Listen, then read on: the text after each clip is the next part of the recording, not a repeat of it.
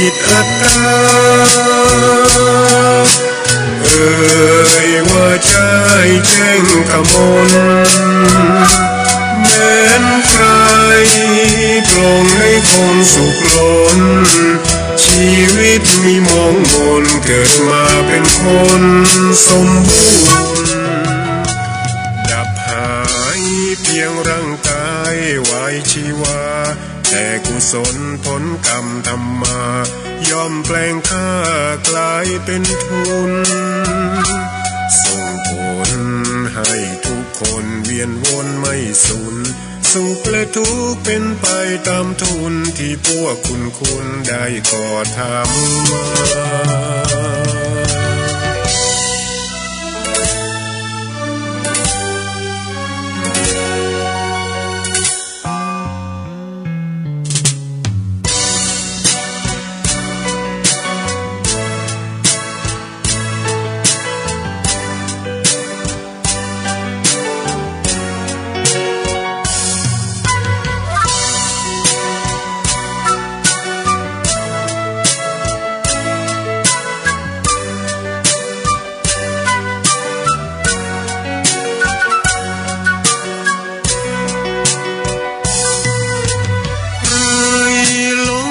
หลงปิดอัตตา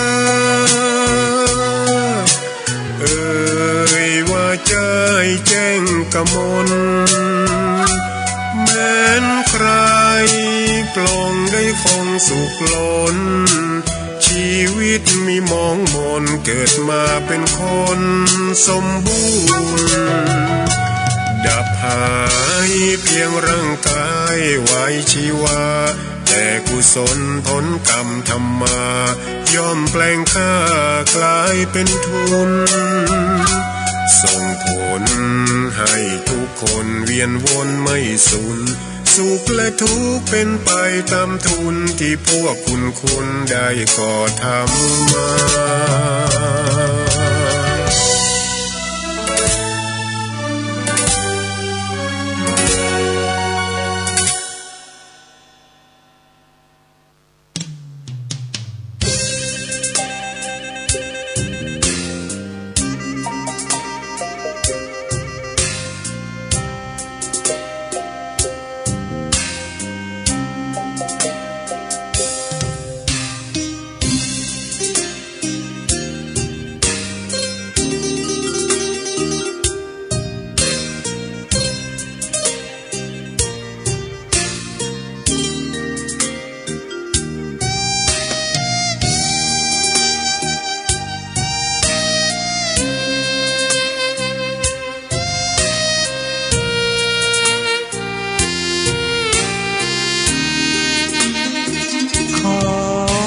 ตำนา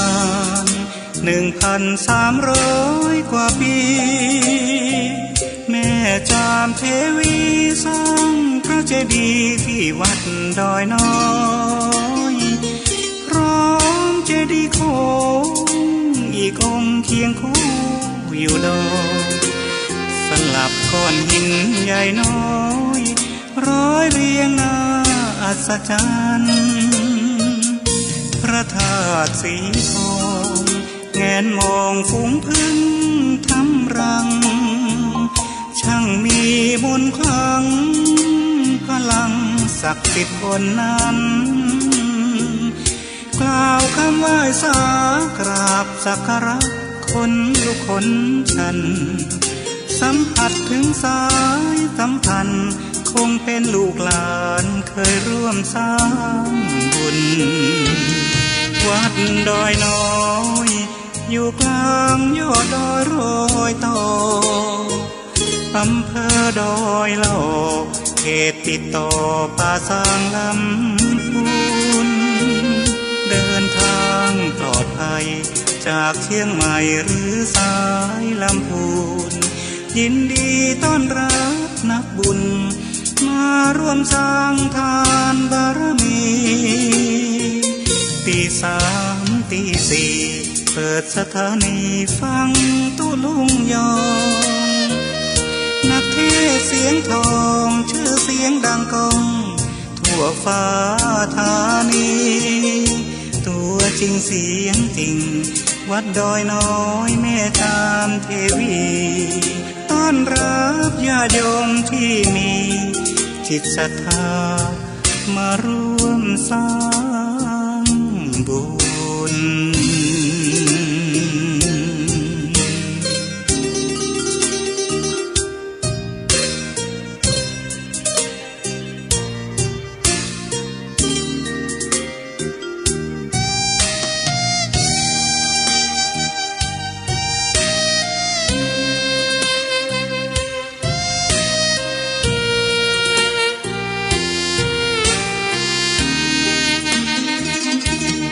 วัดดอยน้อยอยู่กลางยอดดอยโรยต่ออำเภอดอยเหล่าเขตติดต่อป่าสางลำพูนเดินทางปลอดภัยจากเชียงใหม่หรือสายลำพูนยินดีต้อนรับนักบุญมาร่วมสร้างทานบารมีตีสามตีสี่เปิดสถานีฟังตุลุงยองนักเทศเสียงทองชื่อเสียงดังก้องทั่วฟ้าธานีตัวจริงเสียงจริงวัดดอยน้อยแม่จามเทวีต้อนรับญาติโยมที่มีจิตศรัทธามาร่วมสร้างบุญ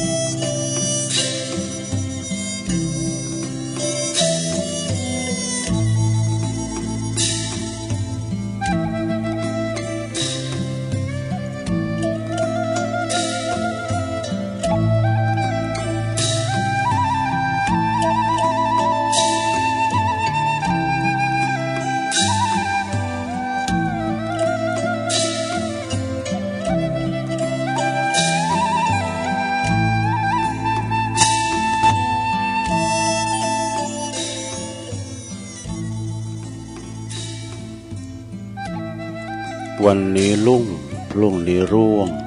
ดวงไม่แน่วันนี้แย่พรุ่งนี้ยังกลับดังได้วันนี้ดังพรุ่งนี้ดับกลับเปลี่ยนไปโปรดจำไว้ทุกชีวิตอนิจจัง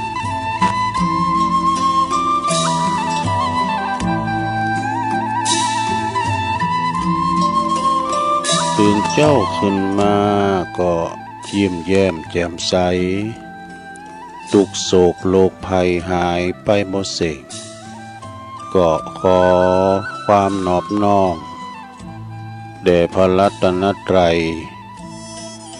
อันมีพระพุทธพระธรรมพระสงฆ์เป็นสรณะที่พึ่ง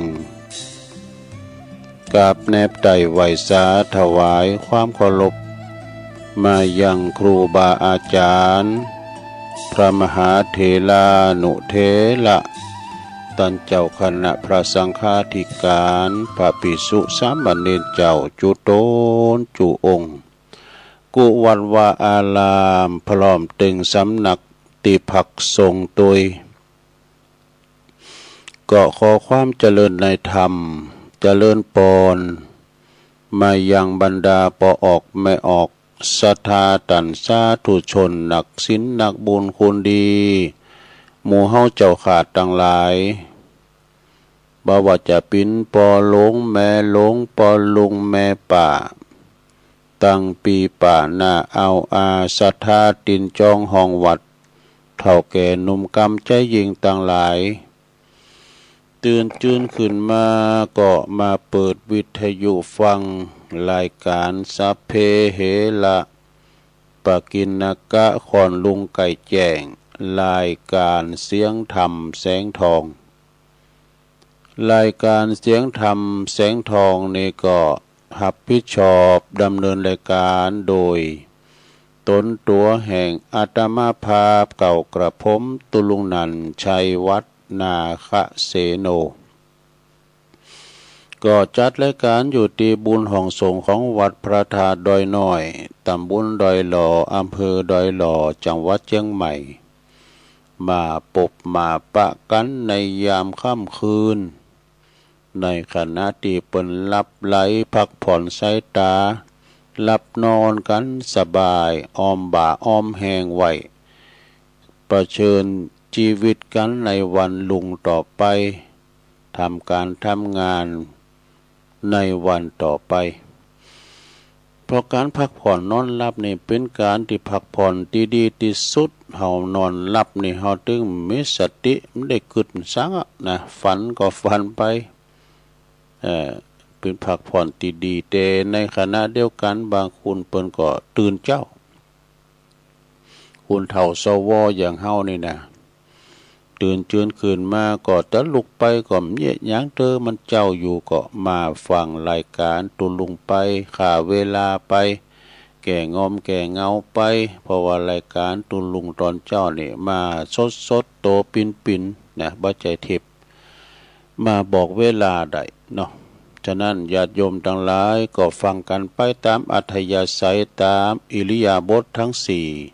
จะนั่งฟังนอนฟังยืนฟังเดียวไปเดียวมาฟังก็ได้เนาะยิ่งว่าเฮาอยู่คนเดียวเนี่ยซ้ำดูต่างบ่ได้เกรงใจไผเวลาว่าเฮาอยู่กับหมู่กับฝูงมีลูกเต่าเหล่าล้านเล่นเขาไปเห็นหนังสือก็เขาไปเหยียการก็เขาพักผ่อนเปิดวิทยุดังเขาจะตื่นเนี่ยนะเนาะเกรงใจเขาฉะนั้นก็เขาก็ฟังกันไป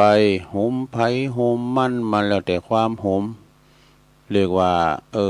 มีใจหักใจโหมฟังนำฟังธรรมไหมนะมันโหมไผโหมมันบางพองก็โหมดุริยะดนตรีโหมความบันเทิงโหมฟังเพลงฟังจ้อยฟังซอมันก็มนก็นะฟังกล่องฟังกองก็ฟังอย่างต่างๆแต่ก็ให้จะลุกฟังตอนเจ้านี่ก็น้อยนักที่เปิ้นโหมเปิ้นก็ลุกที่เปิ้นโหมก็รับ มันเป็นธรรมดาเนาะก่อนอื่นที่ตุลุงจะไปตั้งคืนบุญแห่งสถานีวิทยุต่างๆที่เปิ้นมีบุญต่อโสตประสาทหูเฮาเจ้าค่ะทั้งหลายได้ฟังกันนี่นะมีเปิ้นก็ได้ยินนะเปิ้นก็อดตาลับครับตานอนเจ้าหน้าที่ดีเจแต่ละคืนเปิ้นก็ถ่าก็กล้องสัญญาณเหมือนกับเฮาเนี่ยก็เดียวก่อนเนาะก็เดียวเฮาจะไหว้พระก่อนไปตั้งคืนบุญไหว้พระก่อนเพื่อความเป็นสิริเป็นมังกรเป็นมงคลกับตนกับตัวครอบครัวลูกหลานตานเต่าอยู่ดีมีสุขขจัดปัดเป่าโพยภัยเสน่ห์จังไรต่างหลายนี้หายแสนโกรธแสนว่านะนำปาสิ่งที่เป็นมงคลเข้าคุ้มโห่ฮอเฮือนเฮาต่อไปพร้อมแล้วก็กราบหนึ่งกราบสองกราบสามอิมินาสกาเลนะพุทธังอภิปูชยามาอิมินาสกาเลนะธัมมังอภิปูชยามาอิมินาสกาเลนะสังฆังอภิปูชยามา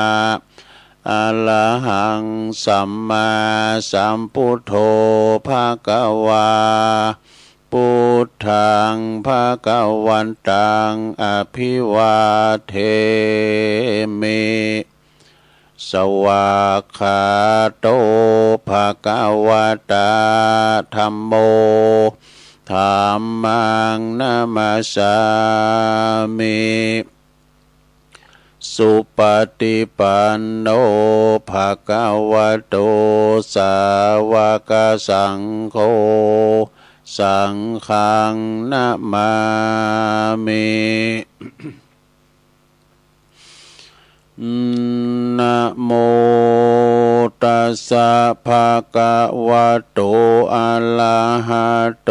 สัมมาสัมพุทธัสสะนะโมตัสสะภะคะวะโตอะระหะโตสัมมาสัมพุทธัสสะนะโมตัสสะภะคะวะโตอะระหะโตสัมมาสัมพุทธัสสะอิติปิโส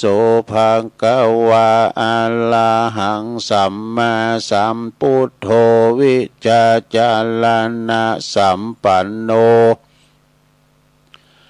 สุกะโตโลกะวิโตอนุตตโลปุริสตัมมัสสาลาธิสัทธาเทวมนุสสานังพุทโธภะคะวะติสวากขาโตภะคะวะตาธัมโมสันติติโกอากาลิโกเอหิปัสสิโกโอปันนะยิโกปัจจัตตังเวทิตาโปวินโยเหติสุปฏิปันโนภะคะวะโตสาวกสังโฆอุจจุปฏิปันโนภะคะวะโตสาวกสังโฆยายะปฏิปันโนภะคะวะโตสาวกสังโฆสามิจิปฏิปันโนภะคะวะโตสาวกสังโฆญาติตังจัตตาลิปุริสายุคาเนอัฏฐปุริสปุคคลา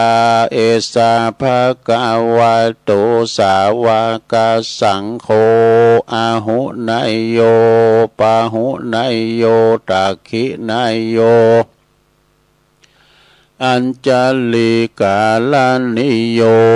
อนุตตลังปุญญาเขตังโลกัสสาติจะยันโตโปติยามุเลสกายานังนันทิวัตโนเอวังตวังวิจัยโยโหหิจัยยสุจัยยมังคะเลอปาลาจิตะปันลังเกสิเสปัทวิปุคาเล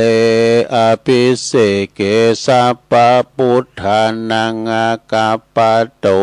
ปโมทัตติสุนักตังสุมังคลังสุปาปาตังสุโหติตังสุขันโนสุโมโหโตจะสุยิถังพรหมจาริสุปทักขินังกายกัมมังวาจากัมมังปะทักขินังปะทักขินังมโนกัมมังปานิทิเตปะทักขินาปะทักขินามนิกัตตวนะละพันตาเถปะทักขิเนสัพพิติโยวิวาจันตุสัพพะโลกโควินาศตุมาเตภวัตวันตาลายโยสุขีติงกายุโกภวะอภิวาทนาสีลิสันนิจังมุตตาปัจจายโนจัตตาโลธรรมาวัฏันติอายุวันโนสุขังปะลังเอาแล้วนอศรัทธาญาติโยมต่างหลายตุลุงก็ปิ้นเก้าปิ้นโหนำสวดมนต์ไปปิ้นตีเรียบร้อยก็ขอคุณพระติตาไหลรัตนะผ่านแผ่วปาเกี่ยวเจ้าตั้ง3ประการเนอะจงได้ดลบันดาลมาปกป้องคุ้มครองรักษา พระพุทธศาสนาวัดวาอารามขวงเกี่ยวทั้งสามมาปกป้องรักษาดูแลครูบาอาจารย์ประสงค์องค์สามเณรเจ้าเนาะเปิ้นอยู่กับวัดกับว่านะมาเผยแผ่สัจธรรมคำสอนมาปินหนอนเนิ่นนาบุญศรัทธาได้มาทำบุญสักการะปูชากราบไหว้นะมาช่วยกันปกสร้างห่างแปลงวัดวาอารามศาสนาของเฮาเหือการกรุงลุงเลิงสะเติงบันงามเนาะนำศีลนำทานนำศรัทธาญาติโยมเข้าวัดเข้าว่าปันศีลปันป้อนเนี่ยสังฆกรรมทำพิธีต่างๆจากนั้นก็เขาก็อุปถากอุปถัมภ์กันไปวัดวาอารามใส่บาตรญาติปกพันเนนเทนน้อยมาคุมเข่าตามประตูโหก็ใส่เข้าไปศรัทธามีหยังทำมีหยังก็ใส่เข้าซุกได้ก็ได้นะของกับที่หนิมได้ก็ไปได้ตั้งหน้าอีกกันเนาะตุลุงก็เคยปิ้นนักบินมาเก่าไปคุมเข่าก่อนในตุลุงในสายเดี่ยวรถบินเดี่ยวนะติวปินโตยบาทก่อนแล้วอันใดก็ดีติวที่นี่นะกันไปจุกอยู่ทีมตูโฮกันเปิ้นหันเปิ้นก็ฟ้าวโอ้ก็เดียวกันนะตุไอ้นะ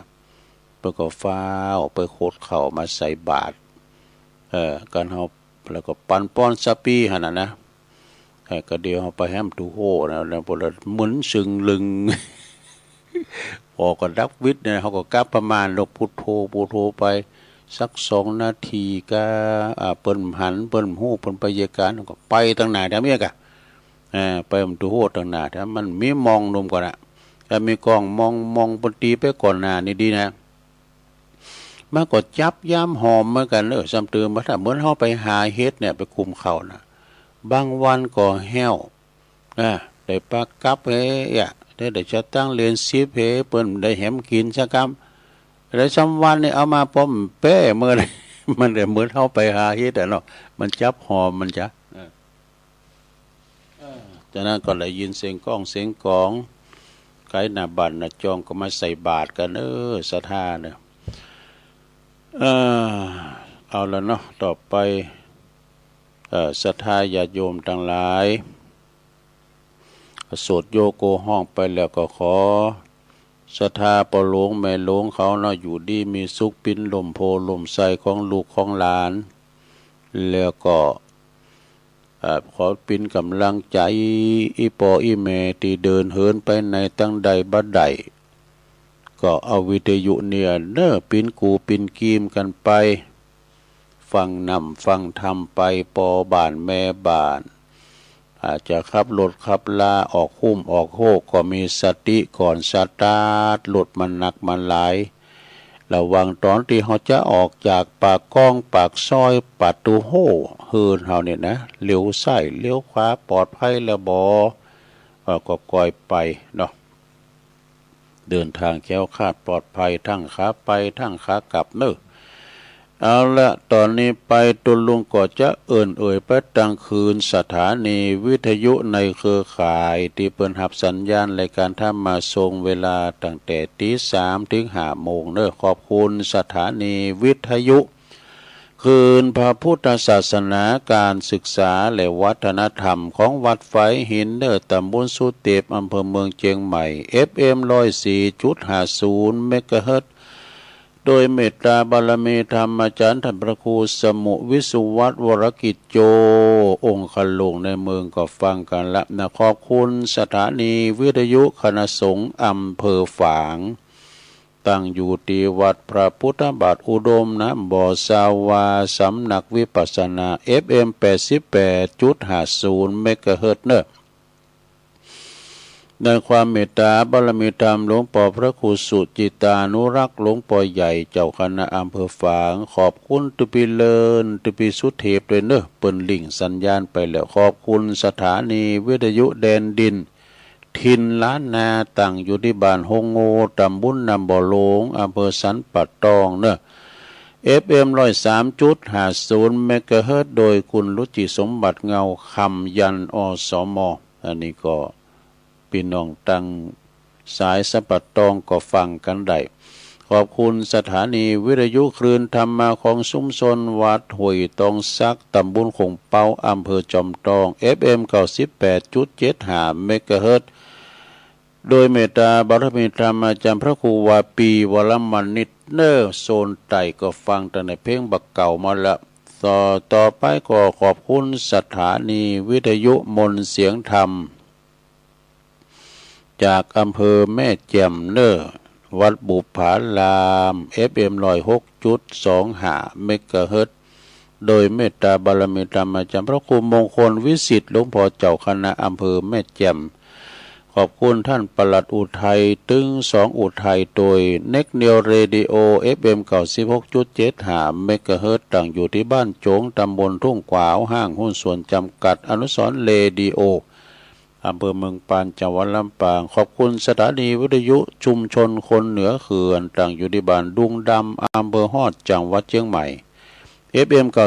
90.75 เมกะเฮิรตซ์เนินแล้วขอบคุณสถานีวิทยุเพื่อการศึกษาและพัฒนาอาชีพอาร์เรดิโอเน็ตเวิร์ก FM 103.00 เมกะเฮิรตซ์อำเภอเมืองจังหวัดลำปางสถานีวิทยุอาร์เรดิโอเน็ตเวิร์ก FM 99.50 เมกะเฮิรตซ์วิทยาลัยเทคโนโลยีเพื่อการจัดการกฟผ.แม่เมาะลำปางแล้วก็ขอบคุณสถานีวิทยุวัดบรรพตสถิตจังหวัดลำปางเนอ FM 106.50 เมกะเฮิรตซ์โดยเมตตาบารมีธรรมอาจารย์ท่านพระครูท่านพระมหานพดลสุวรรณเมธี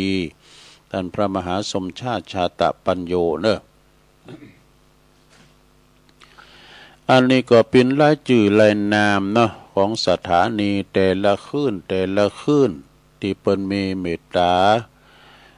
นำเอารายการของครูบาอาจารย์เนาะทุกตนทุกองค์ออกรายการวิทยุของเปิ้นแผ่พายกระจายเสียงไปให้ท่านผู้ฟังที่อยู่ตั้งบ้านตั้งจองได้ฟังกันไปนะได้ฟังฟังธรรมะเพื่อชีวิตธรรมะเล็กๆน้อยๆแต่ละตุนแต่ละองค์มาเผยแผ่ธรรมคุณเฮาต้องมีธรรมะประจำใจถ้าเฮามีธรรมก็อยู่ห้อนนอนตุกนะศรัทธาญาติโยมคุณเฮามีธรรมมาบริหารเกิดสงครามพอเปิ้นขาเปิ้นฟันบั่นแต้งกันพร้อมหยังเพราะเปิ้นขาดศีลขาดธรรมนั่นเองเฮาบันถึงวันนี้เฮาเนี่ยอยู่ตั้งเมืองไทยล้านนาเมืองปุตเนี่ยโอ้อยู่เย็นเป็นสุขนะเปิ้นกินได้กินเปิ้นทานได้ทานลุกมาเมื่อเจ้าก็มีบุญได้ฟังฟังธรรมหรือว่ามีบุญที่ได้มีลมหายใจแม่เนาะมีลมหายใจอยู่แล้วก็ได้มืนตาพอโลกทำวันหนึ่งได้ยินเสียงไก่ขันได้หันตะวันอย่างเพิ่นว่ากันนะก็คือเฮานั้นมีอายุเตียงมันอายุมันยืนยาวได้ปั๊มเป้งบารมีสร้างบารมีกันต่อไปได้เข้าวัดเข้าว่าอาบน้ำฟังธรรมใส่บาตรหยาดปกขุดน้ำบ่อก่อกำแพงนะแปลงวิหารคร่ำจูพระเจ้าเลยอยู่แข็งขาดปลอดภัยบ่มีเพศภัยอันตรายใดๆภูเขาไฟก็ระเบิด ลุมขมพัดใหญ่นะก็อยู่ตามน้ำตามธรรมกันไปเนาะเอาแล้ววันนี้มาปุ๊บมาปะกันเนาะศรัทธาญาติโยมทั้งหลายก็มาตรงกับวันศุกร์ศุกร์เอาเราเสาร์ก็เอาหน่วยวันศุกร์ทีมหยังวันนี้วันที่4วันที่5แล้วกันนะศรัทธาญาติโยมวันนี้วันที่5ของเดือนมิถุนายนซึ่งก็เป็นวันที่ศุกร์แล้วนะเฮาก็ใกล้เวลาที่จะได้ถึงวันศีลวันพระเหมือนกันเมื่อมาปะกันแล้วก็บ่ฮื้อกาดแก้วเสเวลาตุลุงก็จะนำเสนอคุณธรรมประจำใจเนี่ยเพิ่นว่าถึงมีเฮามีธรรมประจำใจ ธรรมะเพื่อชีวิตธรรมะเพื่อสังคมธรรมะสว่างใจฟังธรรมวันละนิดจิตแจ่มใสเฮามีคุณธรรมประจำใจมีอยู่7อย่างหนึ่งกตัญญูกตเวทีนี่อันนี้มาเป็นที่หนึ่งนะไปทำการทำงานปิ้นใหญ่ปิ้นโตจะปิ้นสังกอดจางปิ้นระดับผู้นำก็ตามแต่เฮาขาดความกตัญญูนะบ่ฮู้คุณยังมีคุณสักอย่างอ่ะนะคุณปอบ่มีคุณแม่บ่มีคุณครูบาอาจารย์ก็ตึงบ่มีคุณเกิดออกมาก็เหมือนกับสัตว์สิ่งหิ่งห้อยมันเกิดมาแล้วจะต้องเลี้ยงลูกของมันถ้ามาบ่เลี้ยงคนอื่นถึงเลี้ยงนะมีหมอนหกมีสวรรค์การคืออย่างนี้มิจฉาทิฏฐิอย่างมันจะมีกุลหมดนะเขามีกุลน้ำมีกุลไฟมีกุลแดดมีกุลลมมีกุลฝุ่นมีกุลมีกุลกูอย่างกตัญญูนี่คือกุศลตอบแทนความกตัญญูฮู้กุลบ่เนาะโอ้อีปอยแม่เกิดเข้ามาด้วยเกิดเข้ามาแล้วเฮาต้องมีความกตัญญูกตเวทีเนี่ยก็คิดจะตอบแทนบุญคุณบัดเดี๋ยวนี้เฮาหาอยากศรัทธาญาติโยมได้ฟังในคลิปในข่าวนะโอ้ลูกคลั่งยาไล่ฆ่าพ่อแม่อีกก็มีนะเนี่ยมันเป็นถาดก็ยาเสพติดมันทำให้ประสาทร้อนจ้ะอันเนี้ยเนาะศรัทธาญาติโยมบางทีเนี่ยก็หันเปิ้นตีปอด่าปอตีเมนี่ในถ้ำนี่ป้านในถ้ำมันมาไล่โพดโลกปุระว่าถ้าไผด่าปอตีเมนะโทปินอกตัญญูแต่บดีกำแล้วเป็นผู้ที่ว่าลูกทรปีกันเนาะข้อที่หนึ่งเนี่ยกตัญญูกตเวทีข้อที่สองนี่ก็มีความประพฤติดีอ่อนน้อมถ่อมตนต่อผู้หลักผู้ใหญ่เนาะโอ้ไปเตียวไปตั้งหน้าเปิ้นนางกันนี่เนาะคุณเฒ่าคุณแก่ก็อ่อนน้อมกอมอันกองหลังให้หน่อยเนาะบางพองนี่เตียวสื่อเกิกเดินนะครับพอสังเกตได้แม้แต่ว่านักเรียนก็ตามสังก็ตามกันเฮานั่งอยู่หายน่ะกำมันกายนะโอ้หมอบการอันนี้มันได้ศึกษามาดีครูบาอาจารย์เพิ่นสั่งเพิ่นสอนอ่อนน้อมถ่อมตนนี่นะนี่ก็คือกายหน้ากายตาผู้รักผู้ใหญ่ครูบาสังฆะนี่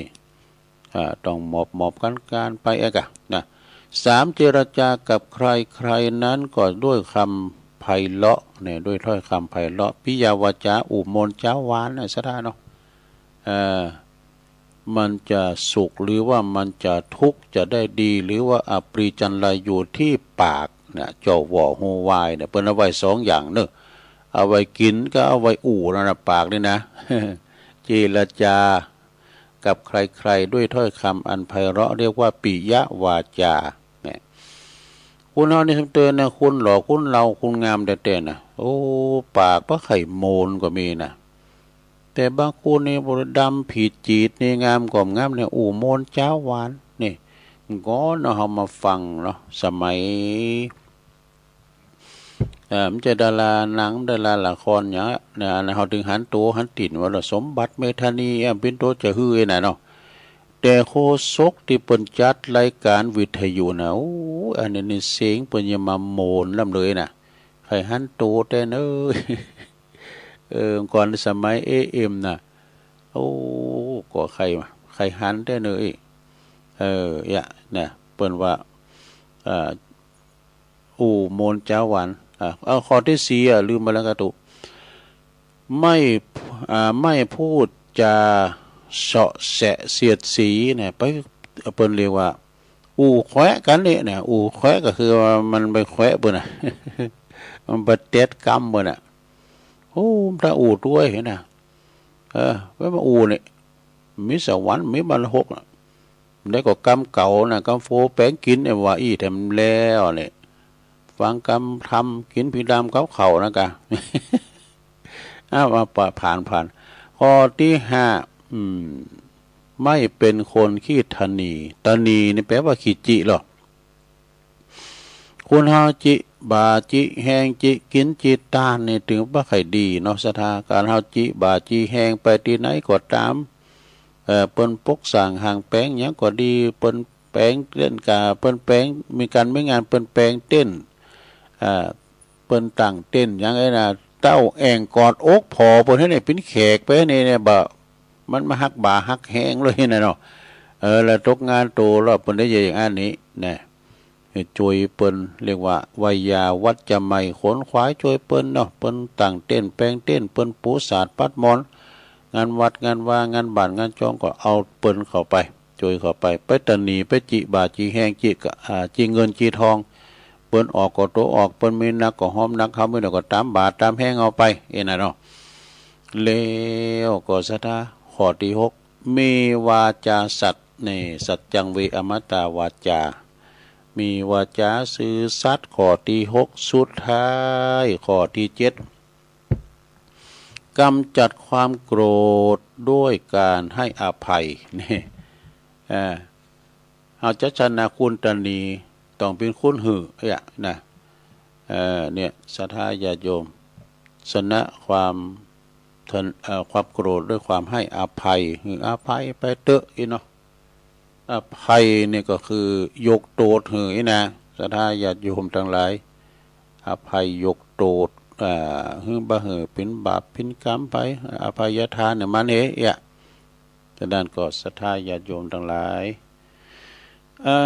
ต่อไปนี่จะเอาข้อคิดนี่มาว่าเห็นกรรมก่อนข้อคิด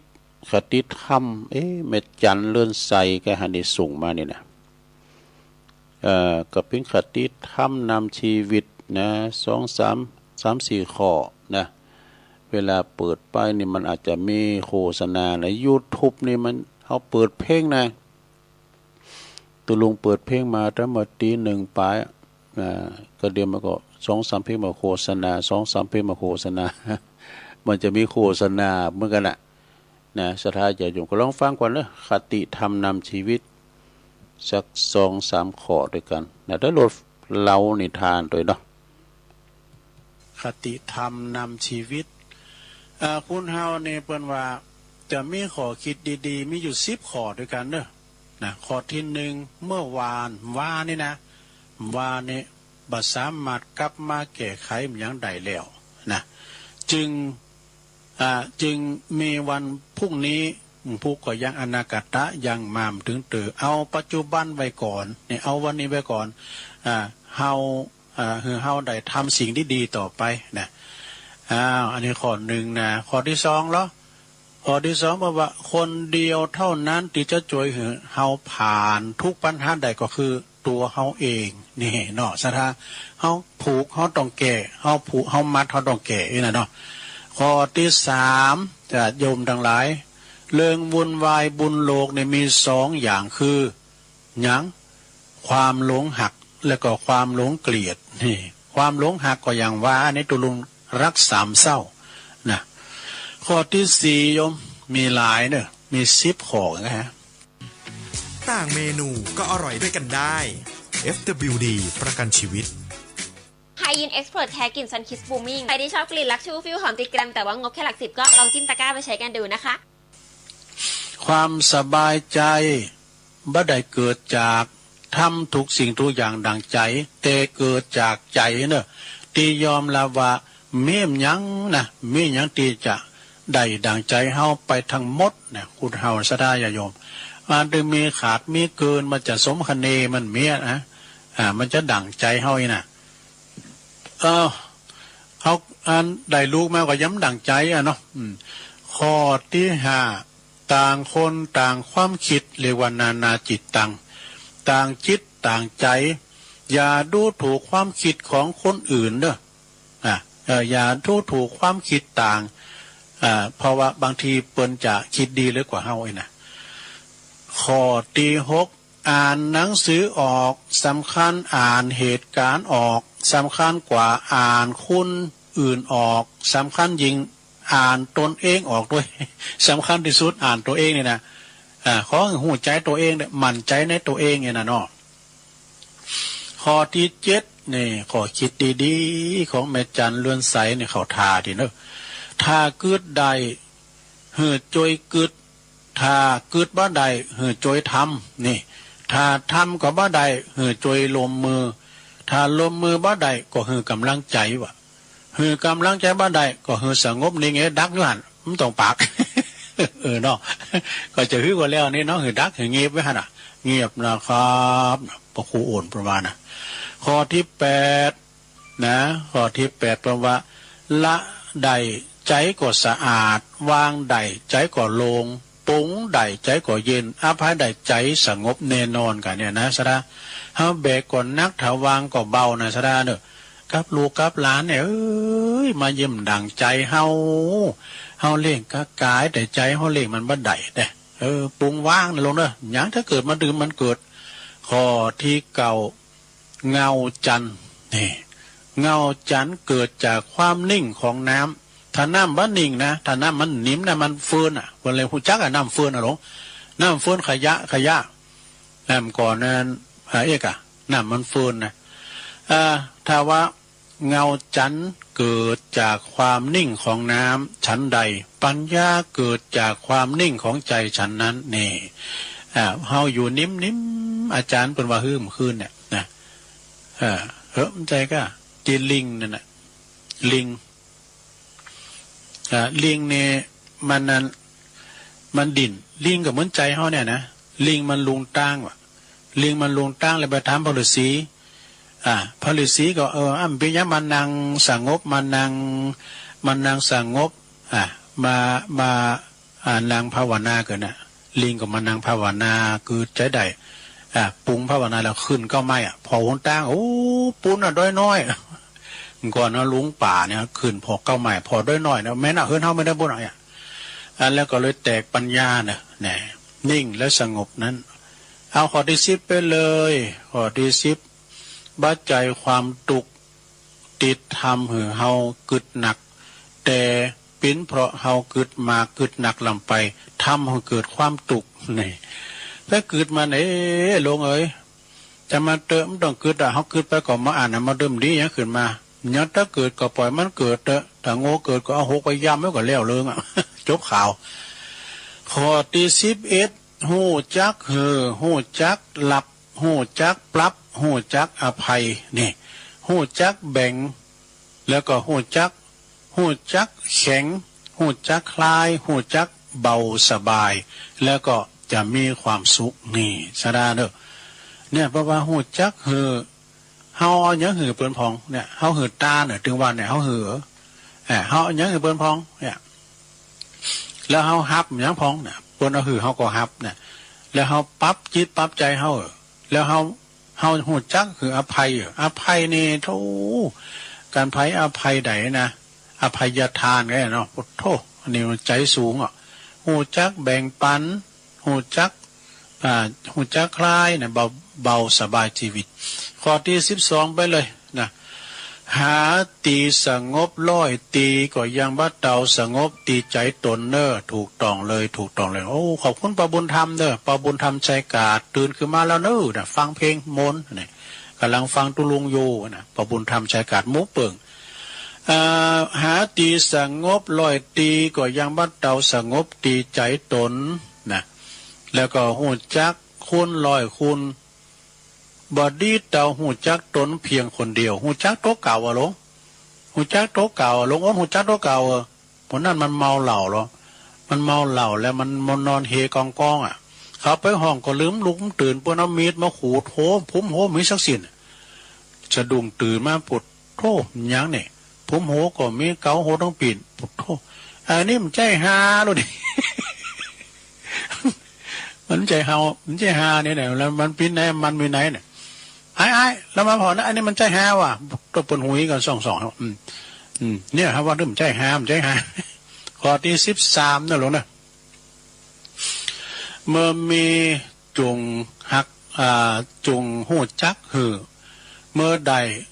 จุงหือจักปอเนี่ยเมื่อมีก็หือเปิ้นพองเวลาเขาใดก็หูจักปอเมื่อขอก็หูจักคุณโอ้เขาเคยขอเปิ้นเวลาเขามีเขาก็เอาไปปั้นเปิ้น คนเฮาเกิดมาถึงเวลาก็ต้องจากกันไปนี่ขั้นเปิ้นกว่าเฮาจากกันไปก่อนไผก็ถึงข้าวมันก็ไปกันโมดศรัทธาสรีระร่างกายของเฮาเนี่ยเฮายืมของพญามัจจุราชมาเนี่ยทำสัญญาเนาะ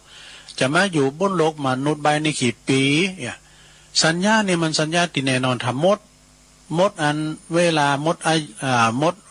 ดสัญญาน่ะมันเอาไปเลยเอาคืนหมดส่งลางคืนหมดเนี่ยมันจะมองสัญญาธกสนะ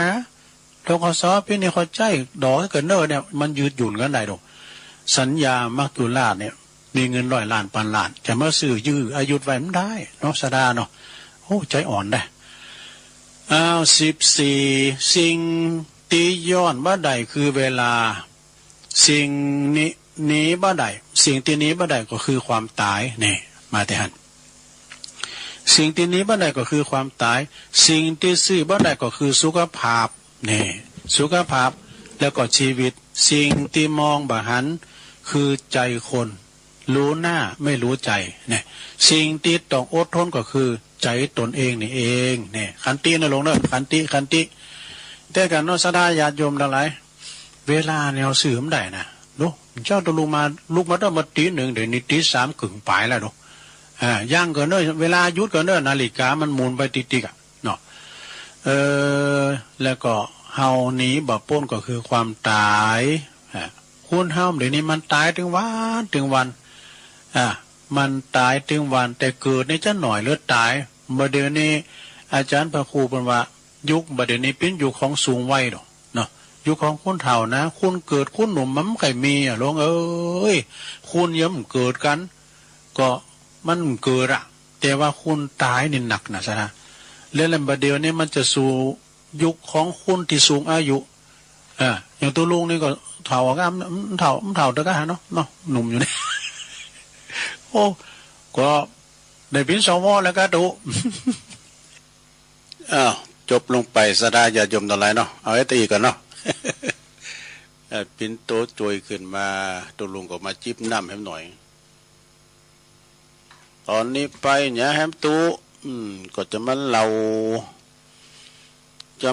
นิทานให้ศรัทธาได้ฟังแบบสดๆเนี่ยนะศรัทธาญาติโยมทั้งหลายในรายการตัวลุงนี่มันก็สเปเฮละนะเกิดไหนใดก็ว่าไปเอาอันนี้มาว่าเอาอันนั้นมาว่าแล้วก็อันนี้เป็นนิทานทำแล้วมาในชาดกเนอเป็นจะใดมีเรื่องเราฟังเรื่อง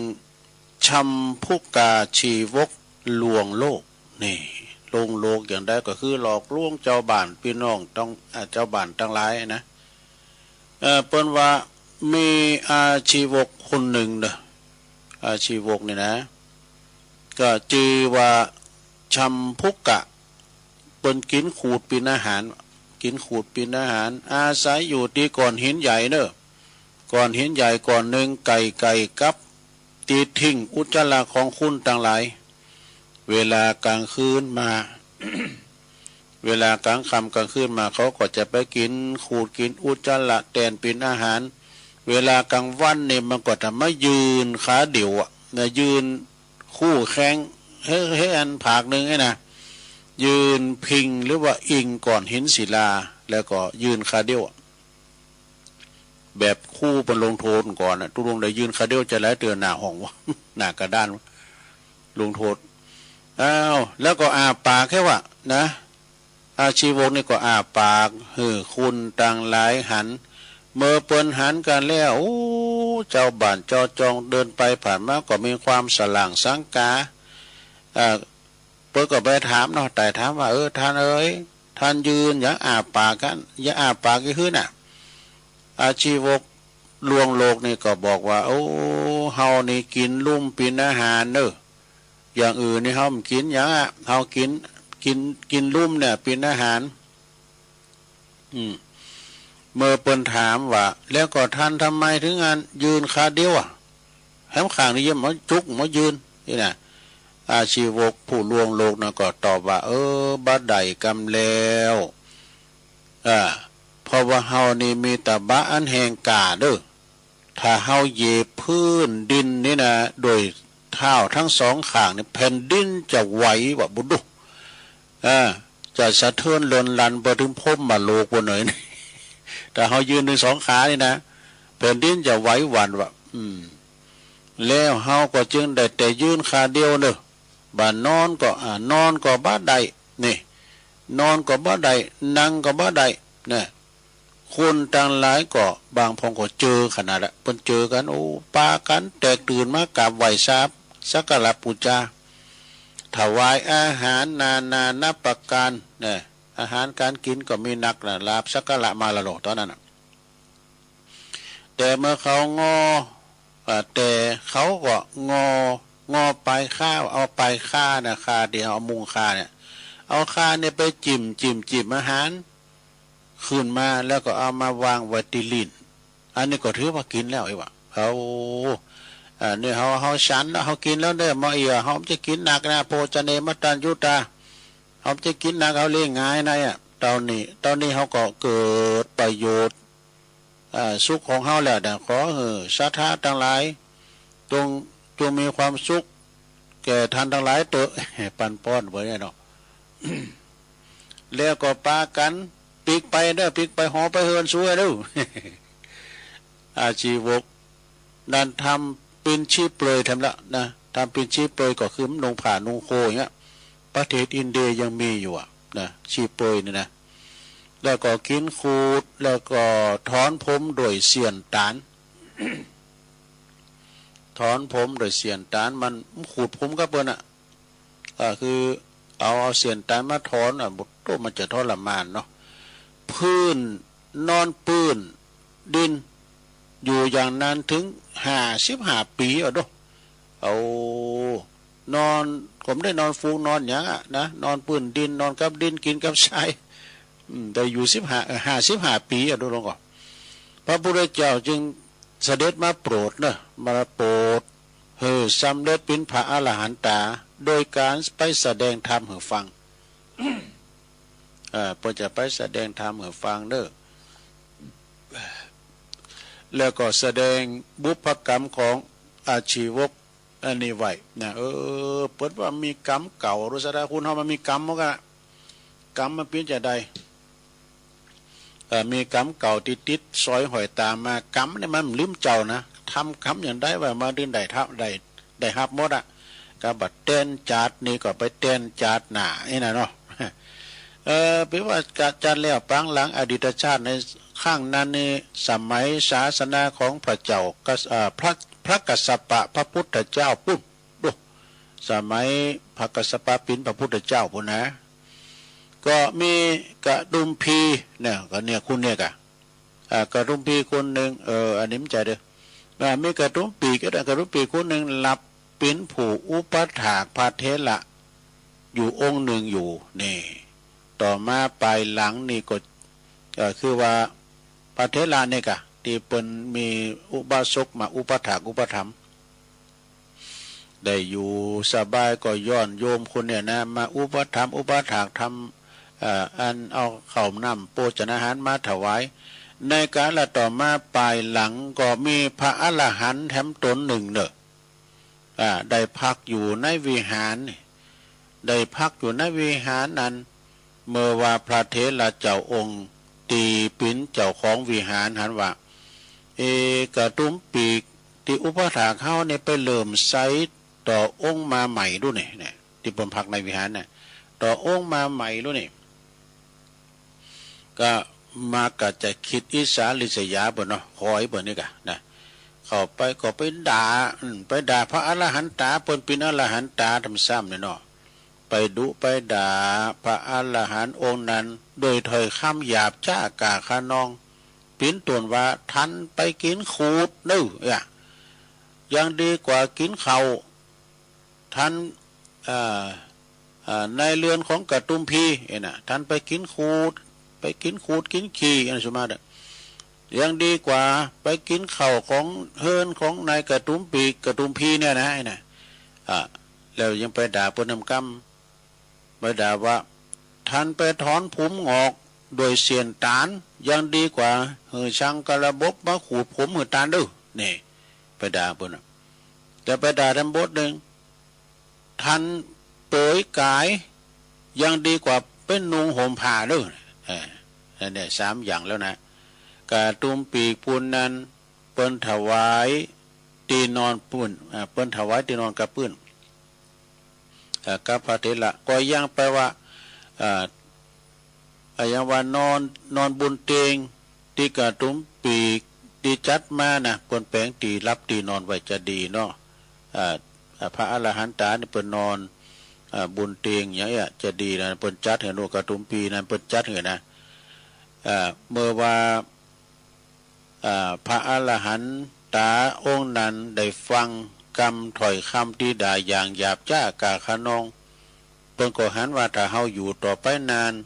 คนพาลนี่ก็จักปิ้นบาปหนักขึ้นนี่นะเปิ้นยังหันใจอยู่นะโกมไปปิ้นบาปหนักลำไปกะจึงได้ออกจากวัดนั้นไปแต่เวลาเจ้ามืดเจ้ามาก็ไปเลยวะนะแต่ละเวลาเจ้ามืดออกจากวัดนั้นไป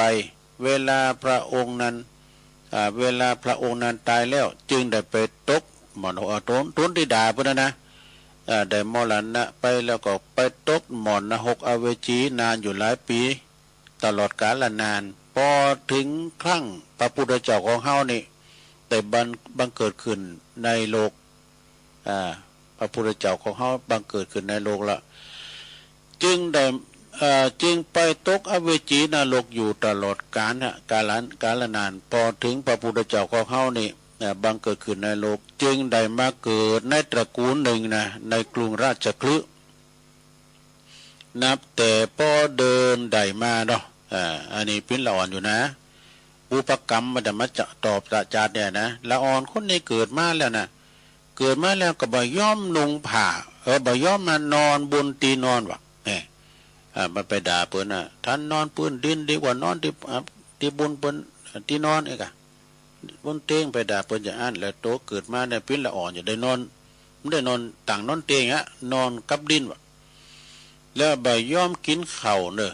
กินแต่ขูดของตัวเองแน่เหี้ยท่านจงไปกินขูดดีกว่ากินข้าวน่ะไปด่าเพิ่นด่าพระอรหันตา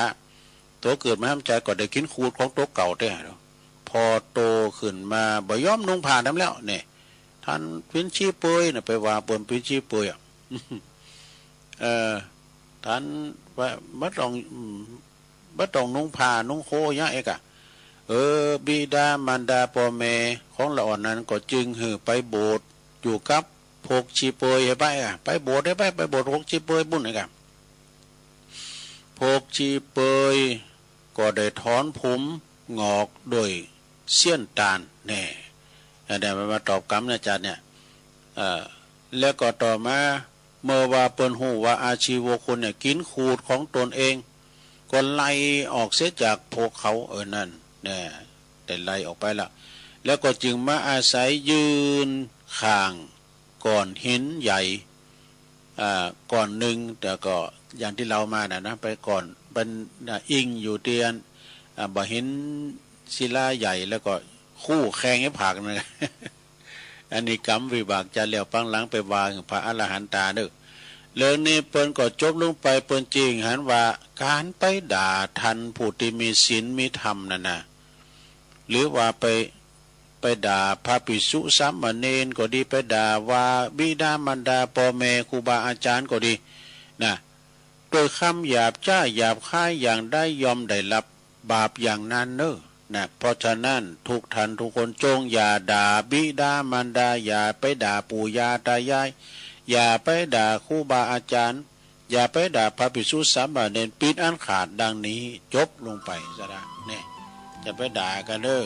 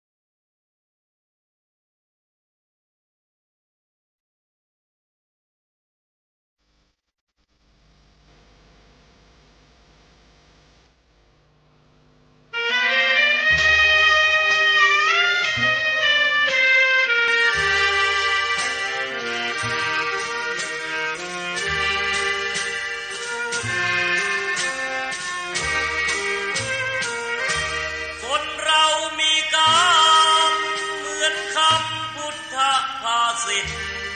ว่าเกิดมาใช้นี่ชีวิตลิขิตไปตามบาปกรรมสร้างมาเกิดมาเป็นคนบางมีบางจนเป็นธรรมดาเหมือนเป็นสัญญาโลกเรานี้นาเปรียบโรงละครเกิดมาทุกคนไม่พ้นที่เชิงตะกอนเหลือตัวล่อนจอนที่หลับที่นอนเหมือนกันคือโลกคนเรามีกรรมต้องทำกุศลไว้บ้างเพื่อแบ่งเบาหนี้บาปตามล้างคิดสร้างแต่บุญเป็นทุนเชื่อมโยงอย่าหยิบอย่าช่วยหาทางร่ำรวยด้วยการกินโกงแม้นตายเข้าลงบาปกรรมเพราะโกงติดตามเรื่อยไปถึงเป็นเศรษฐีมั่งมีเงินทองเพียงใดหมดลมแล้วไม่อาจนำเงินไปได้เลยสักคนเวรกรรมตามทันเห็นกันด้วยตาก็บ่อยเข้าอยู่ในคุกไม่ใช่น้อยไม่ค่อยจดจำในความทุกข์ทนสวรรค์ในอกและมีนรกในดวงกมลขอเตือนทุกคนว่ามีหรือจนไม่เห็นสำคัญหมดลมหายใจแล้วไปนอนเรียงเคียงกันที่ป่าช้านั้นไม่พ้นมือฉันพวกสับเปลือ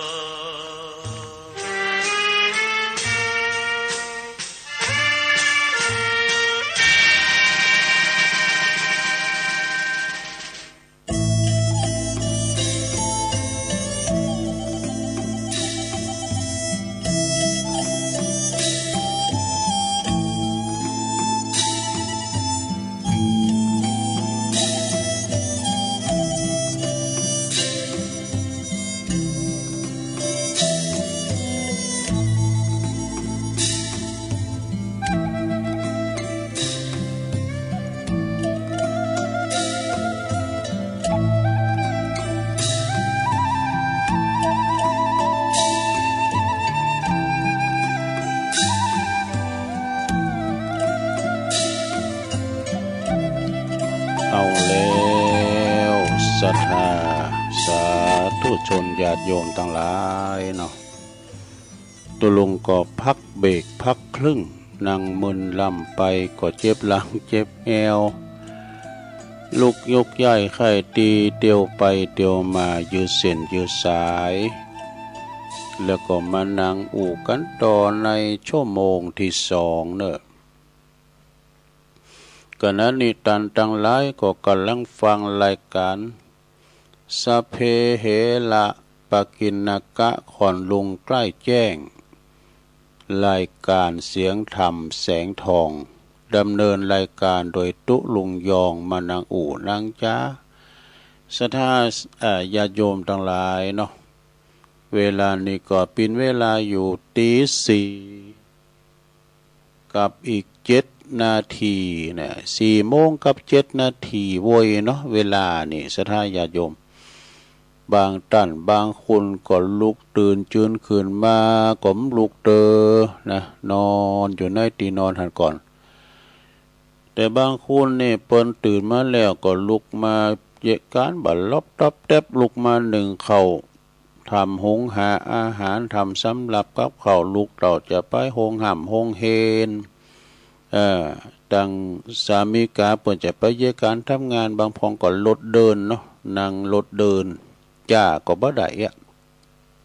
รถมาแป๊บๆก็จะต้องไปขึ้นรถเนี่ยบางพองในกินข้าวในรถก็มีนะ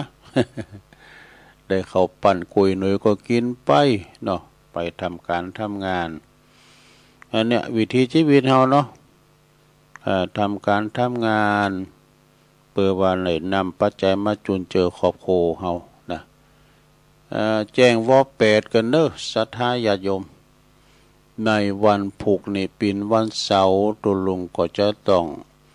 ลารายการคืนรายการให้กับท่านพระครูอภิวัต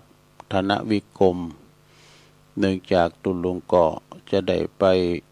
ช่วยงานที่วัดพระธาตุดอยหล่อนี่นะติดศาสนกิจด้วยเนาะไม่ต้องว่านะก็ต้องขอแจ้งบอกให้กับศรัทธานาบุญเฮาเด้อแล้วก็วันจันทร์ทำวันเนี่ยนะวันจันทร์สมาจับวันศีลด้วยกันเนาะวันจันทร์นี่โอ้งานบุญหลายตีวันจันทร์ตอนบ่าย3 โมงก่อนลาเนาะคืนรายการก่อนถ้าจบรายการแล้วมีจังแล้วก็มาเข้ารายการวันต่อไปยังมีวันพระไม่มีหนเดียวไอ้นะ แจ้งบอกให้ศรัทธาไว้ก่อนเนาะเวลาติดศาสนกิจเขาก็ยอบยั้งลารายการไปเป็นผักเป็นหวางจะว่าลาเจ็บลาป่วยนั่นแหละนะลาไปช่วยงานสนองงานครูบาอาจารย์กันไปเองเนาะฉะนั้นก็ศรัทธาญาติโยมทั้งหลายวันนี้มาปะกันในชั่วโมงที่2ตัวลุงก็น้อมนำเอามรดกธรรมเหมือนกันเด้อ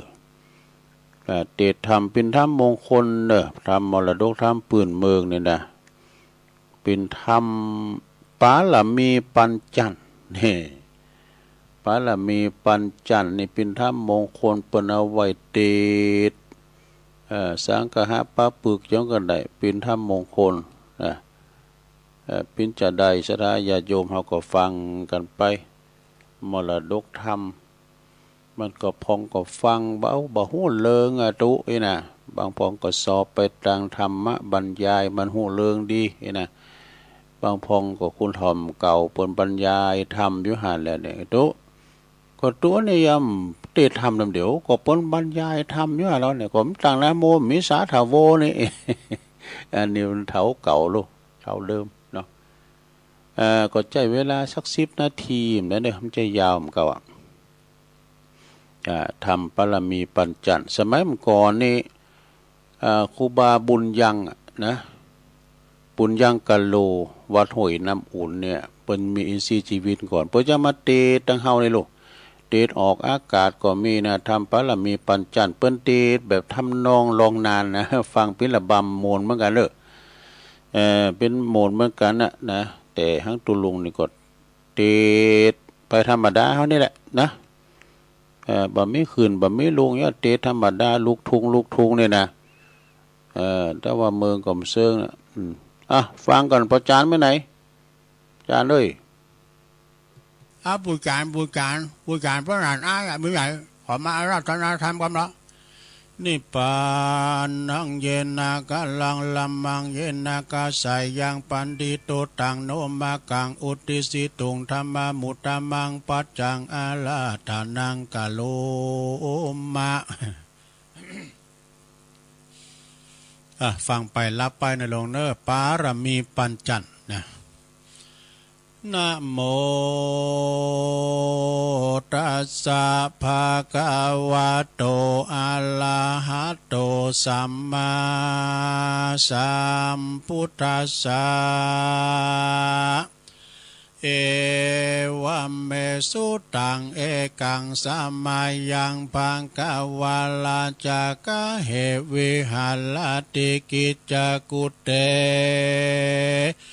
ปปะเตตาละโคปังกาวาภิกขุนังอัลลปะกะเทศิสาทะโวดุลาสัพปุริสัพตั้งหลายตั้งยิ่งใจมวลหมู่อันพร้อมนาอยู่ฟังธรรมนะจุงปากันจำฟังที่เราจะกล่าวจี้ใครจะลำดับไปแน่บัดนี้แด่เตอเอกังสะมะยัง ยังมีในกาลาคาบหนึ่งพระพุทธเจ้าพงสำลานอยู่ในแก้วกูลเหนือเขากิจากูดอันมีที่จิมกลายเมืองลาจากาหับนากรกับโดยอัลลาหันตาเจ้าปัน250 ตนก็มีแลตรัสมิงกันในการณยามนั้นยังอาปัมมหาสาลีบุตรเถระเจ้าก็ยกมือกลมเกาถามพระพุทธเจ้าว่าพันเต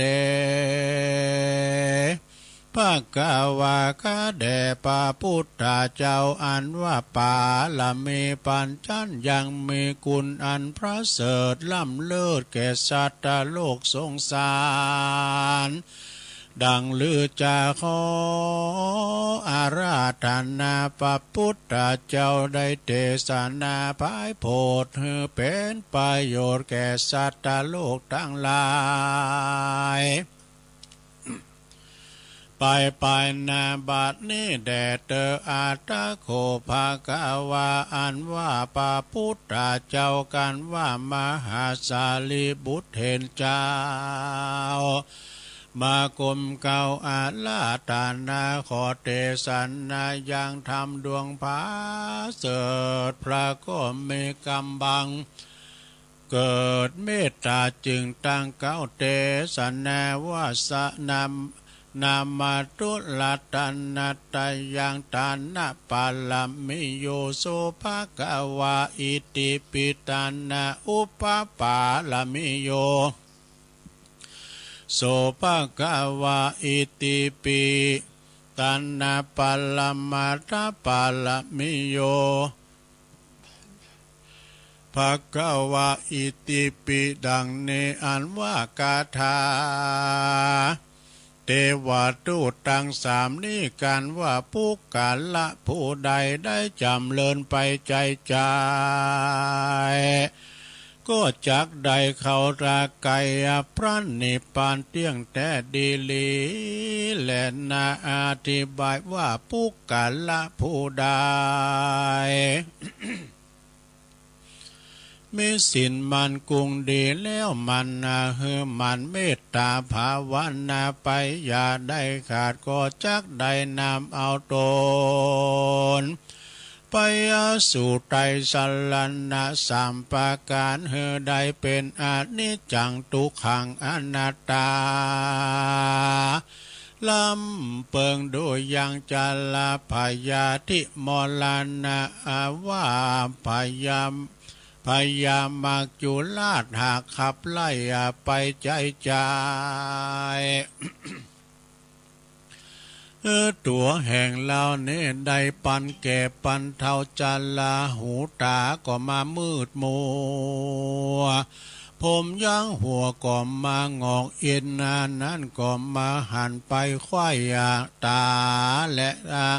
ตันตาเขียวว่าฟันก็ลุดหล่อนออกปลายตีนปลายมือก็มาสา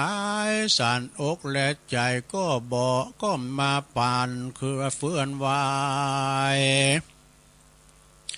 เหตุดังอันพระพุทธเจ้าจึงกล่าวว่าอันนี้แลได้ที่ว่าเทวทูตปฐมมาหัวตีนั่นแล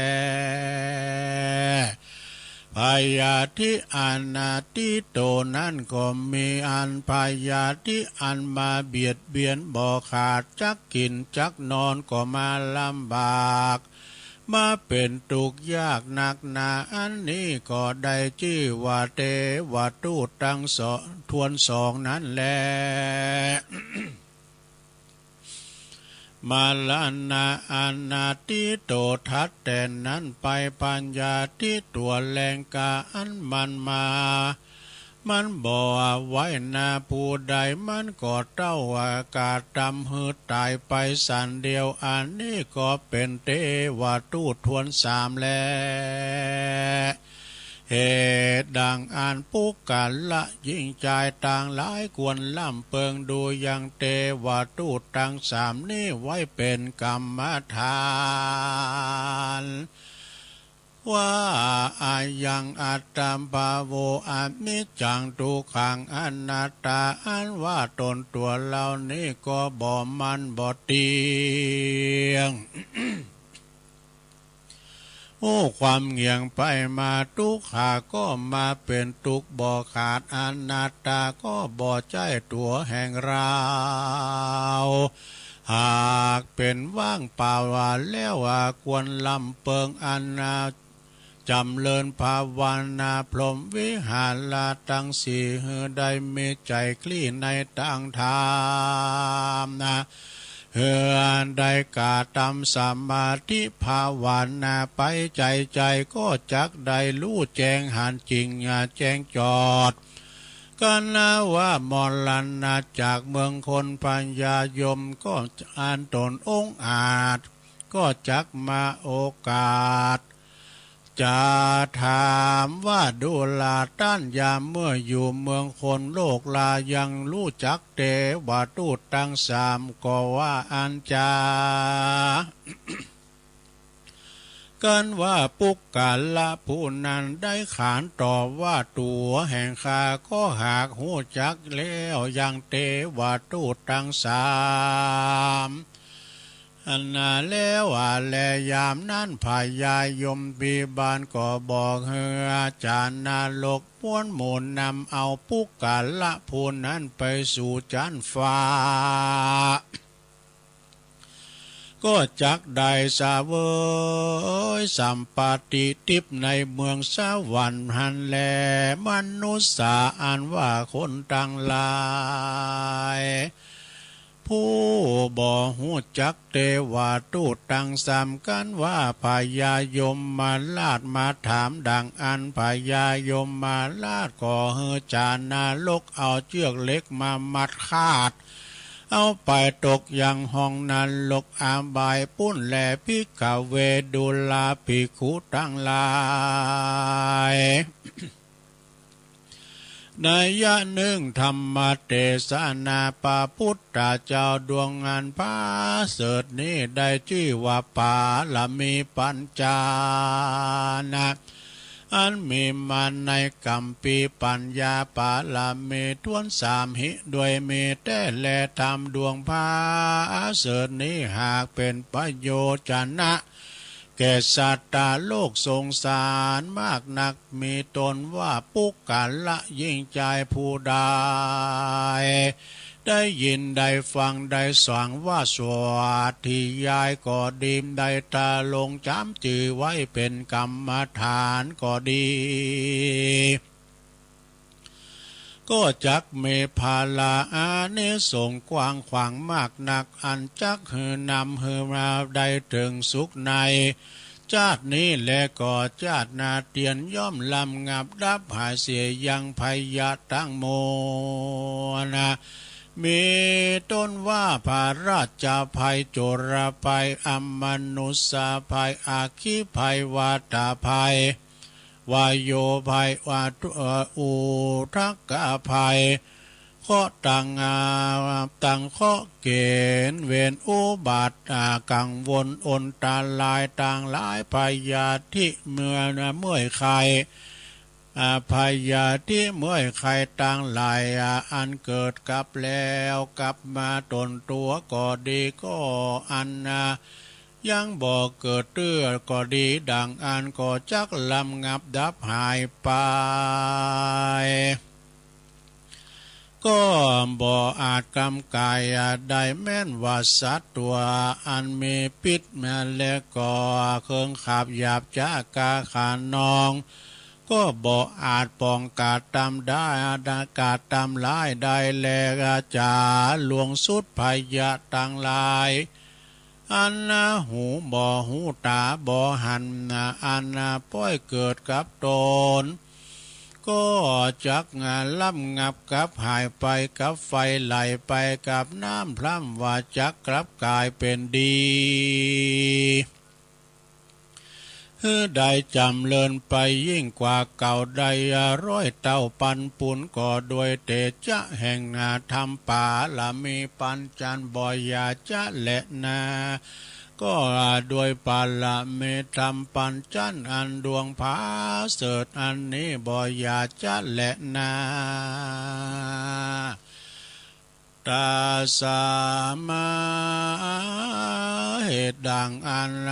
โยกาวาจานาเจ้าเล่นนักปราชญ์เจ้าต่างหลายอันนาเป็นมาแล้วแต่ก่อนก็บ่หอนละเสียอย่างต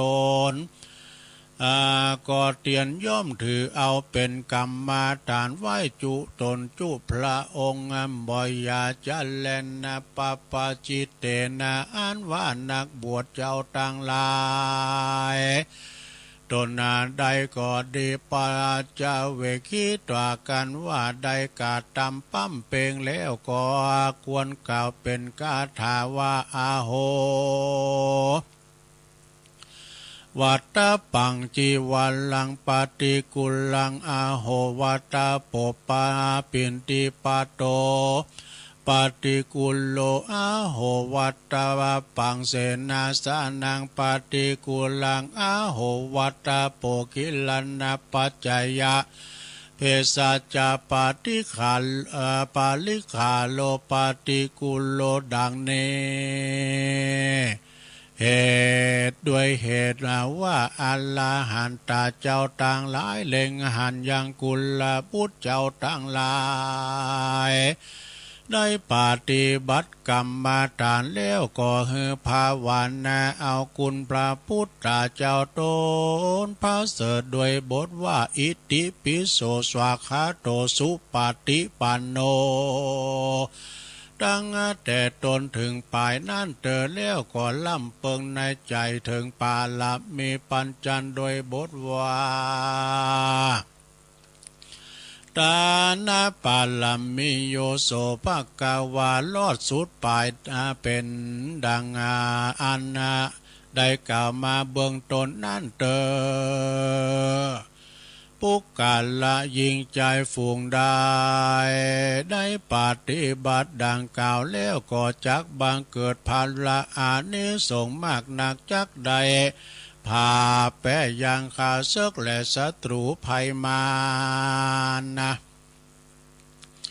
อุปาทวะกังวลอนตันลายต่างหลายได้เสียงแลหิด้วยมีแต่แลอัลลาหันตาเจ้าต่างหลา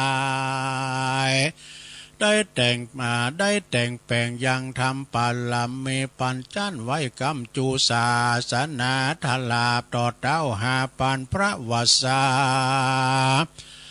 กันแล้วว่าปุกกาละยิงใจฝูงใดได้ปฏิบัติตามคำสอนแห่งอริยเจ้าทั้งหลายก็จักได้เถิงยังมักกะภาละไปสู่เวียงแก้วเนลาปานเจ้าแต่ดีลีบ่อยาจะแลนาตุมเหภวันตาอันว่าสู่ต้านทั้งหลาย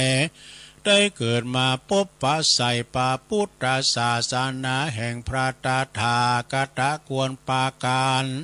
ใส่ใจปฏิบัติตามคำสอนแห่งพระพุทธเจ้าแล้วมันหือตานรักษาศีลภาวนาไปใจใจอย่าได้ขาดอย่าได้พระมาทลาสาเพื่อหือใดเอาอัตตาตัวตนได้พ้นจากต่างทุกข์ยากวัฏสงสารได้ถึงยังนิพพานเวียงแก้วเป็นที่แล้วดังกรรมกรรมผาธนาและนาพระพุทธเจ้าตนพระเสด็จได้นำเอาธรรมอันดวงอันล้ำเลิศมาเทศนาอันมีชื่อว่าปาละมีปัญจานอันติดเนื่องสอดดันนำมาโดยกรรมฐานอิติวุตตปากาเลตะปากาเลนะก็โดยมีประการดังกล่าวมานี้แหละนะสหัสสะปาลมีพุทธคุณนังนิติตังขียาอันกล่าวยังทำปาลมีปัญจานะ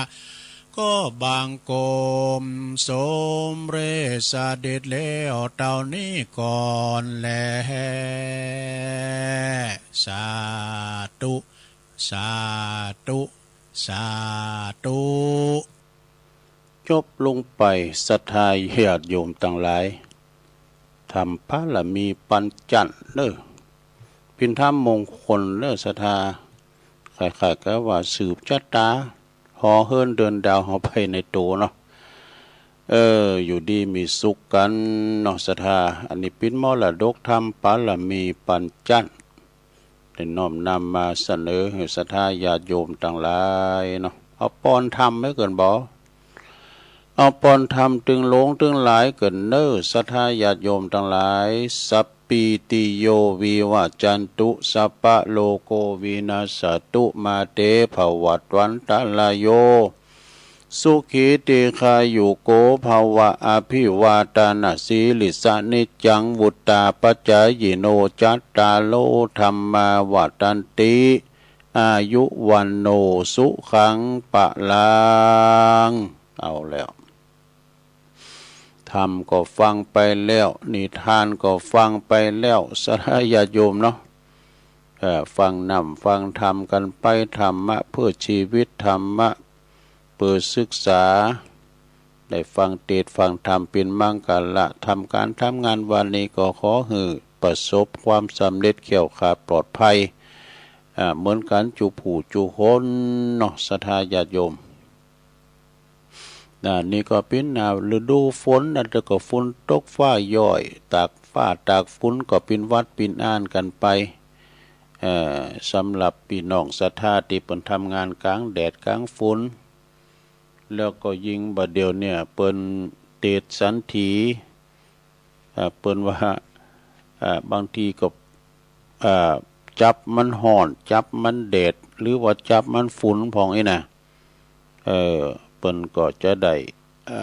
ขยับขยืนเคลื่อนย้ายธรรมญาตาของครูบาเจ้าศรีวิจัยเดี๋ยวถึงไหนเนาะเดี๋ยวจะอ่านให้ฟังนี่นะอาจารย์ท่านพระอธิการบุญนักเจ้าอาวาสวัดห้วยออกเพิ่นก็สูงมานี่เปิ้นตั้งเริ่มต้นตั้งแต่วัดพระพุทธบาทห้วยต้มมาเป็นวัดนะปุตโต11วันที่11ก็เป็นวันเกิดของครูบาเจ้าศรีวิจัยนะศรัทธาญาติโยมทั้งหลายตอนนี้ไปก็จะนำเสนอกันเนาะนำเสนออันนี้แถมอย่างหนึ่งก็เดียวกันเนอะก็ได้รับแรงจิตแรงใจพี่น้องศรัทธาที่เพิ่นหอมกินหอมทานแต่วันนี้ก็อ่านไปว่าแล้วเนาะให้มันแล้วอกแล้วใจเปิ้นศรัทธาญาติโยมบางเตยเปิ้นทีเปิ้นก็หอมกันเป็นหมู่เป็นคณะมากันหลายบางทีก็ตั้งกังองค์คาลงในเมืองพองน่ะหอมอินเทอร์เน็ตกาหอมการน้ำกาไฟพองกาก็ต้องขออนุโมทนาเนาะถ้าว่าตั้งสายไต่สายเหนือตั้งใดก็ดีตั้งแม่อายแม่อายนี่ก็ไปตั้งปุ้นไปตั้งหน้านุงสูงซ่องไปตั้งปุ้นหน้านุงสูงซ่องก็ไปตั้งหน้าคำหน้าพันเขาปเล่งโลดเขาหน้าทมเขาน่ะเนาะชั้นตุนมือพวกนั้นน่ะญาติพี่น้องก็ลุ่มหายแต่จากวันนี้ก็จะได้ชาปนกิจนะที่บ้านเกิดปุ่นนะพี่น้องฟังจะมาจ้ะอันก่อนอื่นนี่ก็ขอบคุณเนาะตีเปิ้นได้หอมกินหอมตาลเปิ้นก็ให้มันแล้วใจเปิ้นเขาจะได้อ่านและจื้อหน่อยนะต่างอันเปิ้นโลมทำบุญมาก็ขออนุโมทนาตังคุณตังพี่น้องอันนี้ใช้ประการแม่อายแล้วก็เมืองฝางตีเปิ้นได้รวบรวมกันมาก็อนุโมทนากับ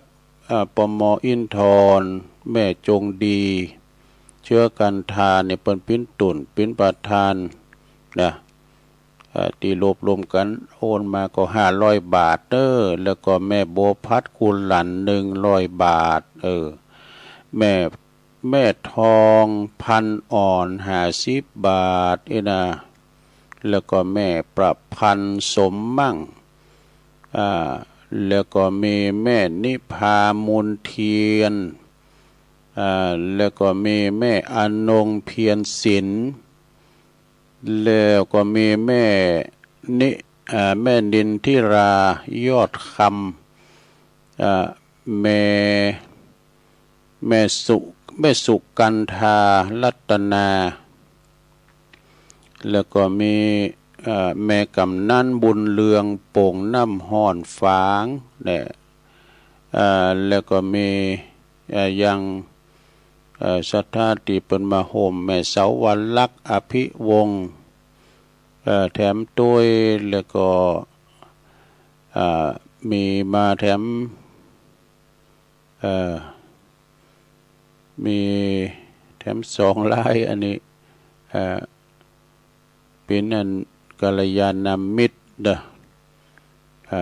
ก็ขออนุโมทนากับศรัทธาที่เปิดมาโฮมปัจจัยนะโดยแม่จงดีเชื้อกันทาในเปิดโอนเข้าบัญชียอดปัจจัยก็ได้อยู่ปัน6เนาะปัน6โอ้อนุโมทนาเด้อเพื่อว่าเป็นกาน้ำกาไฟอินเทอร์เน็ตตุลุงก็ขออนุโมทนาถ้าว่าสายตั้งเมืองฟางก็มีหลายทันนะแม่กันนกพิษชัยนาก็ดีแม่จงดีก็ดีขออนุโมทนาเด้อต่อไปตุลุงก็จะประกาศข่าวสารงานบุญสักหน่อยเด้อศรัทธาเด้อในวันนี่ก็คือโครงการธรรมยาตราเตสันถีวิถีตามห้อยครูบาเจ้าศิวิจัยสู่บุคคลสำคัญของโลกครั้งที่4ของคณะสงฆ์จังหวัดลำพูนเปิ้นก็จะมีมาตั้งแต่ปุณนันเด้อวันที่1ก็วัดพระพุทธบาทห้วยต้มเดี๋ยวเปิ้นตั้งตุนปุนมาถึงวันที่2ก็วัดพระน้ำ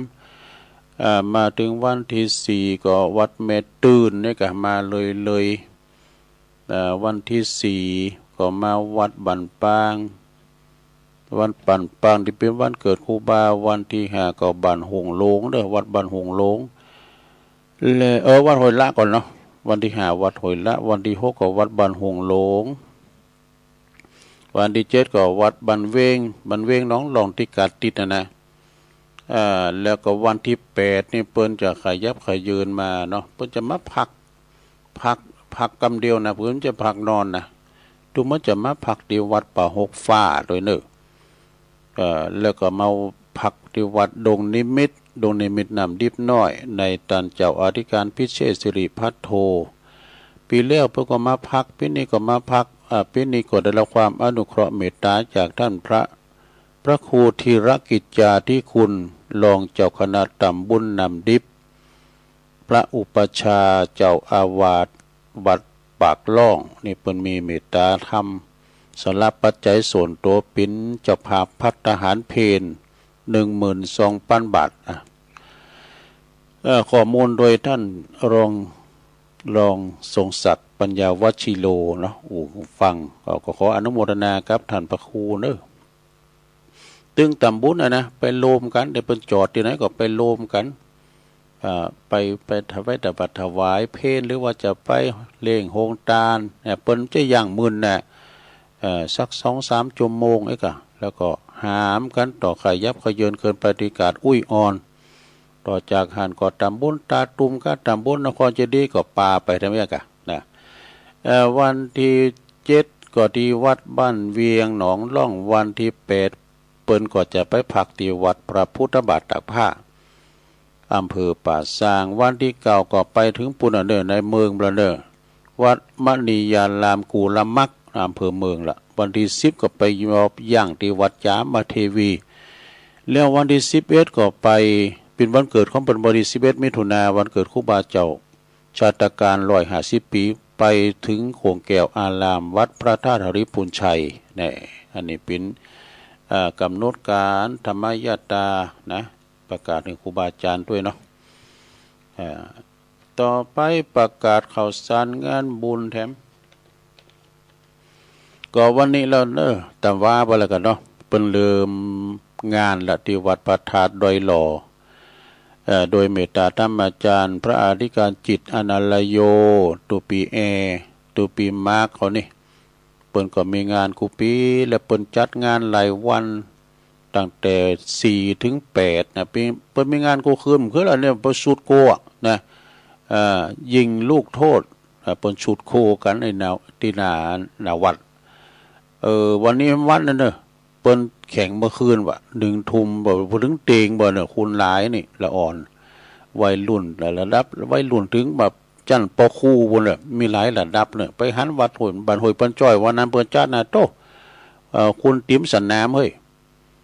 คุณหนักคุณหลายที่เปิ้นชุดโกนี่นะรถป้อมมิติจอดมันก็อย่างวัดปากล่องวันนั้นน่ะเข้าทาเหมือนกันเลยแต่นั้นนี่วัยรุ่นดูมาหอมกินหอมตาลชักตัวใดแหละ ไปก็ไปกีฬาบ่เนาะแล้วก็อันนี้คือที่วัดพระธาตุดอยหล่อจะมีไปถึงวันที่8ปุ่นเด้อก็จะมีซอของจันติบจอมต้องคำอันวังคำป่อมอีกกันเนาะซอวันคำเมื่อคืนก็มีการประกวดห้องเพลงตึงละอ่อนแล้วก็คุณใหญ่วันที่6ที่7เนี่ยวันที่6ก็ประกวดร้องเพลงละอ่อนเลขาวันที่7นี่ก็เป็นคุณใหญ่นี่เปิ้นจางเยโดแล้วก็วันที่8นั้นก็จะมีซอมีซอแล้วก็จะมีแห่ของคณะอาจารย์ครูฟุ้งของอาจารย์ฟุ้งดอยหล่อศิลป์แล้วจะมีย้อนยุคเมื่อคืนมีมวยด้วยดูมวยของไอเอกก็เนาะไอเอกที่ก็ดอยหล่อเนี่ยเพื่อจะมาจัดมวยเนี่ยศรัทธานะไปพอมวยกันแต่คืนแล้วนี้ก็คุณนะคุณร้ายอยู่เป็นล่องไฟล่องเคืองด้วยดูแล้วมีหลายตีด้วยเด้อในวันที่8นั่นนะเพราะว่าจะปิ้นตั้งแต่วัดพระนอนมอนจ้างก้านี่แต่ก่อนนี่วัดห้วยดือพวกนั้นมอนจอมถ้ำหมดเลยนะแล้วก็มาวัดมอนนั้นวัดโดยวัดพระนอนมอนจ้างอาจารย์มหาอมรเนาะพดไปวัดป่าสร้างงามเป็นสายเด้อพดไปวัดหนองเงิกแล้วก็พดไปที่วัดนำบ่อหลวงวานารามในวันที่8สิงหาคมนี่นะแล้วก็ที่วัดพระธาตุดอยหล่อและที่วัดหลวงสลิเตเนี่ยอำเภอบ้านโฮ่งวัดหลวงสิเตนี่ก็มีแต่หึงเมื่อนานแล้วนะในเมตตาธรรมพระครูกัลยาณธรรมนิวิทย์เจ้าคณะตำบลสิเตนะจัดงานบุญใหญ่เหมือนกันนะแล้วก็ล่ำไปวันหนึ่งวันที่6ก็ทรงน้ำพระธาตุที่วัดหองจางโลงเด้อในเมตตาธรรมอาจารย์พระครูปลัดวชิรวิทย์เปิ้นก็จะมีงานทรงน้ำพระธาตุเหมือนกันวันที่6มิถุนายนเด้อที่หองจางเขาเปิ้นปิ้นกันเด้อโตปอจานเปิ้นเนี่ยโตโมนเด้อปอจานน่ะต่อไปไหวพารับศีลเด้อปดเสียงเปิ้นหวานเพราะว่าเปิ้นเป็นนักร้องเก่าปอจานนั้นอย่ามือเขากำเนี่ยก็ปอจานบ่อย่าว่าเสียงโหมนเป็นนักร้องเก่าต่อจากวันที่6ก็มาวันที่10แล้วก็11มิถุนายนก็งานทรงน้ำขู่ครูบาอุ่นเมืองคู่เนสโกที่วัดหล่องเคอกวาวมงคลวลาลามีแข่งกองด้วยเนอะวันที่10เนี่ยเปิ้นก็จะได้แห่สมณะรูปเหมือนของครูบาฮอนไปนับในบ้านในจองวันที่11น่ะก็เปิ้นก็จะมีงานแล้วเนาะมีงานแล้วมีซอของไอจูขีเมงโดยแล้วก็จะมีแข่งของโลงโดยมีย้อนยุคนี่แห่โคตานที่วัดมงคลวลารามล่องเคอกวาวในเมตตาธรรมพระอธิการนคร ปัญญาทะโลนะโหวัดโลว่าเปิก็มีเป็นร้อยเนาะวันที่10 11เนอะไปปากันที่วัดมงคลวลาลามหลองเคอกวาว วันที่13 14มิถุนาก็เดือนเก่าดับวันที่14เหมือนกันเนาะเดือนเก่าดับนี่มีหลายวัดเนอะโดยเฉพาะกับที่วัดต้นพึ่งตำบลหนองหลองอำเภอเวียงหนองล่องจังหวัดลำพูนในเมตตาธรรมอาจารย์ท่านพระมหาธีรพันธ์ธีรกิติปริญธรรม9ประโยคเจ้าคณะตำบลหนองล่องเจ้าอาวาสวัดตุนพึ่งเนอะอาจารย์มหาเบลเปิ้นก็มีงานกูปีนะทีมงานของชาติมิวสิกเปิ้นเอาเครื่องเป็นลุงโดยที่วัดมงคลวลารามโดยชาติมิวสิกก็เจิญเด้อที่วัดตุนพึ่งนี่ก็คุณนักคุณหลายนะเปิ้นมีหลายหมู่หลายแก่เนอะนี่นะเมื่อเจ้ามาก็ติมวัดติมว่าล่ะนะ13 14มีซองฟังโดยมหรสพมากมายแล้วก็วัดเปิ้นกว้างนะเมื่อคืนก็มีย้อนยุคและมีวัดหนองเงือกโดยกันเนาะวัดหนองเงือกโดยแม่นก็เจ้าตุลุงว่าพิษไปกันเนาะวัดหนองเงือกก็วันเดือนเก่าดับรู้วัดป่าสร้างงามวัดป่าล้านวัดดอยหล่อวัดแม่ห้องใครดูของตุลุงแดงก็วันที่14นั่นนะเดือนเก่าดับนะวัดหาริกาลามเนี่ยสันมณะก็คือวัดอาจารย์ธนอัดด้วยนะเป็นวันนี้เนอะเป็นวันเดือนเก่าดับไปเนอะก็เดียวตุลุงแดงจะมาอู่ต่อลุงเนี่ยนะเพื่อจะมาเข้ารายการแล้วก็มีวันที่เอา19ไว้ก่อนเนาะเอา19ให้ก่อนวันที่19ก็งานบุญครบอายุ60 ปีหารอบนะของปอาจารย์ปนานอินสมเตปินด็อกเตอร์ปีนัน74เนอะมรคนายกของวัดเจ็ดลินประจัดที่วัดเจ็ดลินเนี่ยวันที่19นะสืบจัดตาโลงเนอะไปรวมมุทิตาจิตแสดงความยินดีกับปอาจารย์ปีนันอินสมเตปินปอาจารย์เสียงดีเนาะที่วัดเจ็ดลินเนอะไปกินแปดตานกันนะไปรวมแสดงความมุทิตากับปอาจารย์ปนนั้นเป็นโคศกด้วยนะเหมือนกับปอครูโอนนี่กับปอครูโอนนี่เปิ้นก็เป็นจานด้วยเป็นโคศกด้วยโตครูบาอาจารย์เตียวเข้ามาเปิ้นฮู้เพิ่นอายุพุ่นนะวัดใดกูปอครูโอนกิติมศักดิ์แต่โอ้ก็ไม่หลายเนาะครูศกติเสียงดีเสียงทองนะปีนันเบียจากดอยสะเก็ดอันนี้ก็เน็ตแล้วก็มาตังละปูนก็ไม่หลายตังปครูพงเทพนะมานัดตรงอันนี้ก่อนเน็ตนะปอาจารย์มรคนายกของวัดพระธาตุลิพุนชัยแล้วก็มีทั้งหลายก็ตังตุปีโอโมเสียงทองโหโศกเสียงทองจากวัดช้างรองพื้นเพอยู่จังหวัดพะเยาโตอันนี้ก็เสียงดีนะอันนี้ก็พิธีโคศกถึงไหนแล้ววันที่19เนอะที่วัดเจ็ดลินสืบจัดตาอายุ60 ปีของปอาจารย์ปนาน7 สีนะต่อไปวันที่28 29เปิ้นจะมีงานที่วัดวังสะแกงเด้อมิถุนาไปเด้อนี่นะวันที่28 29ที่วัดวังสะแกง3 ปี 4 ปีมีเตือนนี่นะตุลุงแหวงฝากประกาศมาแล้ววันที่30 มิถุนาแล้วก็1 กรกฎาคมงานทรงน้ำพระธาตุพระบรมสารีริกธาตุแล้วก็ใส่ขันดอกที่วัดกูงูลืนเนอะกูงูลืนนี่อยู่เขตตำบลน้ำดิบอำเภอป่าสร้างในเมตตาธรรมอาจารย์พระอธิการประสบโชควิสุทธิธาลีพระจะปิ้นจะภาพสังฆทานชุดละ 1,500 บาท 1,000 บาท 500 บาท 300 บาทตามลำดับหรือว่าตามกำลังศรัทธาเด้อติดต่อตีพระอธิการประสบโชควิสุทธิธาลีเบอร์โทรศัพท์093 159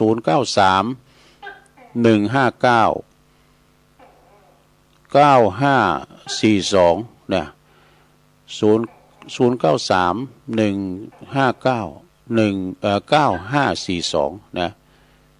อันนี้ก็เป็นงานบุญทำงานหนึ่งแล้วก็วันที่20เนี่ยไปลืมเขาจะไปหล่อเต้นกันนะ 20 มิถุนาเนี่ยนะหลังจากงานพิณา74จบวันที่19วันที่20ก็ไปที่สถาบันธรรมาภิวัตน์เนอะศพเตินปุ่นนะเปิ้นจะมีหล่อเต้นประจำปีไปรวมตัวกันอันนี้เป็นงานส่วนร่วมงานหนาหมู่เนอะคุณจะหนักจะหลายตึงไปในตึงไปนอกโดยเมตตาธรรมอาจารย์พระครูอภิวัฒนวิกรมประธานคืนสีขาวป้อมเด็กคณะสงฆ์เนื้อหลายอำเภอหลายจังหวัดเนี่ยไปรวมตัวกันศรัทธาญาติโยมเมืองเป่าเมืองฝางเจียงแสนเจียงไฮ้และปูนเจียงใหม่ปากกันไปรวมตัวกันฮะนะเรามีแถมอยู่กันเนาะข่าวสารงานบุญเด้อพี่น้องศรัทธาญาติโยมทั้งหลายก็จะมีกันมาเลยนะต่อไปก็จะตักตังลายกันเด้อตักตังลายก่อนโยมยุพินหอมมาลาพี่น้อยเปิ้นฟังจากบ้านแม่โยกสัดเจนดีฝายหินฟังแต่เจ้าแล้ววัดเหล่ามนทาทิพย์58นี่แม่ครูเกษณีชัยเทพแล้วก็โยมจากดอยน้อยพัฒนาหนองหานสันทรายแม่หลวงสายฝนจันคุณณะพี่น้องหลายปิงน้องผาขาวอุยสาวคุ้มตะวันแล้วก็บุญส่งจากลำปางสาธุเนอแม่ครูธัญญาทองอิ่มจากกศนโยมกนกพิสัยนาเนอนี่จากหวยงูในฝางปุ่นนะบรรจงกันทะวงไอ้บรรจงนี่ก็อยู่น้ำดิบเหนือบารมีวังใจชิดด้วยเนอะเมสิลินทิพย์นี่บ่ขึ้นเนอะเปิ่นว่าอันนั้นมือถือปนตกแล้วมันก็เลยลายหายหมดนะที่นี่ก็มันจะมีเนอะหายไปหมดอะต่อไปตุลุงก็จะเปลี่ยนบรรยากาศสักหน่อยเนอะจะได้เปิดสายสัก2-3สายนะใครจะถักทายมาเนาะจะโทรมาก็เบอร์0899556506เดี๋ยวจบตุลุงก็ฟังท่านพระครูชลทานพิทักษ์นะตุลุงแดงนี่เปิ้นไปนอนอยู่ปุ้นตีดอยนางแก้วตุปียุ้ยตัวพระครูสังฆาลักษณ์สุเมธสิทธิวรยาโนนะวัดห้วยบอนแล้วก็อาจารย์มหาสมชาติตัวเปิ้นวันนี้บ่จะมีงานสืบชะตาเนอะป่าไม้แล้วก็ใส่น้ำตัวตีดอยนางแก้วเจริญปอนเจ้าวันนะเจ้าว่าเดี๋ยวว่าจะฟังข่าวห้ามแล้วเนาะเพราะว่ามันเก่งยาวหมดมันเก่งเจ้ากำยองวันละกำนะเจ้ากำว่าสังกานะเจ้าภาษาไทยแปลว่าสงสัยนะเจ้าแล้วทำกำหนึ่งวันน้ำฟืนนะเจ้าภาษาไทยแปลว่าน้ำกระเพิ่มนะเจ้าใครเคยฟังข่าวห้ามครูอาศรีวิจัยหอนจันทร์ขั้นพุทธัดนะเจ้าเขาหกเจ้าไว้สาเจ้า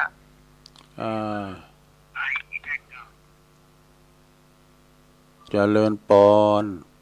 กราบถวายความเคารพด้วยความนับถือหลวงพ่อมานิดเสียงแข็งแรงดีแล้วโรคใครเจ็บก็สบายพักผ่อนก่อนนอกแม่นะอายุยิ่งนักสุขภาพก็เหมือนกันหลวงพ่อครูบาดอยพร้อมตัวน้อยแข็งแรงดีเนาะเฮาที่ปวนท้วนสมบูรณ์แข็งแรงหลวงพ่อมานิดก็แข็งแรงดีดูเสียงชัดเจนนั่นสิก็ขอให้หายแถมนักสุขภาพแข็งแรงเหมือนเดิมหลายเต้าเนอะครับแล้วก็ออกอากาศเนี่ยแต่ว่าหมดตักมาวันนี้ได้เวลากับเป็นต่อไม่น้อยเนาะนุโมทนาบุญที่ประกาศข่าวสารงานบุญเนอทุกวัดทุกวาเนาะมีประกาศเนอครับบุญรักษานะครับโอ้ไหวซาหลวงพ่อตื่นมาปะแต่ของดีๆเงินเข้าไหลเข้าบัญชีตึงกาไฟกาน้ำกาเน็ตสาธุโอ้ครับเดี๋ยวจะฟังครูบาแดงเขาก็บอกได้การเดี๋ยวผมจะต่อเดี๋ยวเดี๋ยวผมจะทำวัดสวดมนต์ให้ก่อนครับอันนี้ก็หลวงพ่อมานิดเนอะถามว่าโลเจริญปอนเจ้าทองคำซิกแก้วห้วยบ่อทองเจ้าฟังจุลุงเจ้าศรัทธาห้วยบ่อทองเนาะ เจ้าสบายดีเนาะตรงเนาะก็พอดีพอรักษาสุขภาพเจ้าสาธุอันนี้แม่ฟองคำติ๊บแก้วนะอาเจริญปอนเจ้ากลับไว้เสียเจ้าตุลุงขอตุลุงมีสุขภาพสมบูรณ์แข็งแรงนะเจ้าเนอะแม่สุเกลมันศิลปรสิเตี้ยมโนละพูนนะเจ้าตุลุงจะมาวัดต้นเพิงกับเจ้าไปอยู่มาอยู่แกวัดหลวงสิเตี้ยนี่มีวันที่8นะเจ้าลุงหอไปนะวันที่8ลุงหอไปด้วยเจ้ากลับไว้จ่านะตุลุงเจ้าสุขภาพสมบูรณ์แข็งแรงอย่าได้เจ็บอย่าได้จนอะไรอย่างทักอย่างนะเจ้าตุลุงเจ้าสาธุเจ้าสายต่อไป0899556506วันผูกแปะไว้วันหนึ่งกันเนอะจะได้คืนเวลาให้กับต่างสถานีเพราะว่าติดศาสนกิจเหมือนกันนะวันจันทร์ทำวันหนึ่งก็คืนเวลาก่อนวันจันทร์เมื่อแรงบ่าย3ก็คืนเวลาทำกรรมหนึ่งเนาะเจริญปอนมาสักการครับหลวงพ่อนี่เบอร์ใหม่กะไม่ใช่เบอร์ใหม่ครับบันสัญญาณมันไม่มีอันนั้นน่ะอันนี้ชัดเจนเนี่ยต้องซิมอยู่อาจารย์ฟังชูชกนั่นดีนะที่ว่าออกทีแรกเพราะเนี่ยเดินสติคนนั้นน่ะแม่น่ะใช่ผมก็รับสะดุ้งเลยวัฒการครับใกล้จะหมดเวลาแล้วขอบคุณหลวงพ่อนักๆเด้อหลวงพ่อกฤษนี่เป็นอยู่ปูนพุทธอุทยานปางโมไฟในธรรมเด้อสอบฟังนำฟังธรรมครูบาอาจารย์ครูตุนครูองค์เนาะก็การไผ่มันต้อมแต้นก็กระเดียวก็โทรไปดีตุลุงแดงทำเด้อท่านพระครูชลทานพิทักษ์เพื่อจะจัดรายการอยู่ปกะดอยนางเกี่ยวปกะเหมือนแต่ว่านี่ก็จัดปุ่นนะก็ตีพวกท่านมหาเนาะท่านมหาสมชาติเปิดก็จัดรายการอยู่ปุ่นท่านมหาสมชาติก็วิ่งขนาดนะไปไต่ไปเนื้อไปทางใดหันใจเปิ่นเนาะเปิ่นกำลังแปลงสถานีแล้วใหม่ขึ้นจะปลดเสาลุงเลย18 เมตรเป็นยังฟังทางเน็ตอย่างนี้เนาะมันจะมีหอมต่างมาหรอกนะเอาแล้วบ่มีไผแล้วบ่ตุลุงก็จะได้น้อมนำเอารายการนี่จากลาศรัทธาพ่อแม่พี่น้องไปก่อนเด้อไว้เสาไว้โอกาสหน้าก็มาปากันแถมผิดพลาดประกันได้ก็สุมาอภัยเด้อกับศรัทธาญาติโยมทั้งหลายอยู่ดีมีสุขกันเหมือนกับตุลุงหลงพอมันดิดได้ปันป้อนเด้ออายุมันควันยืนมีจกมีใจเมื่อการจุปู่จุคนเด้อจัตตาโลธรรมาวัฏันติอายุวันโนสุขังปะลัง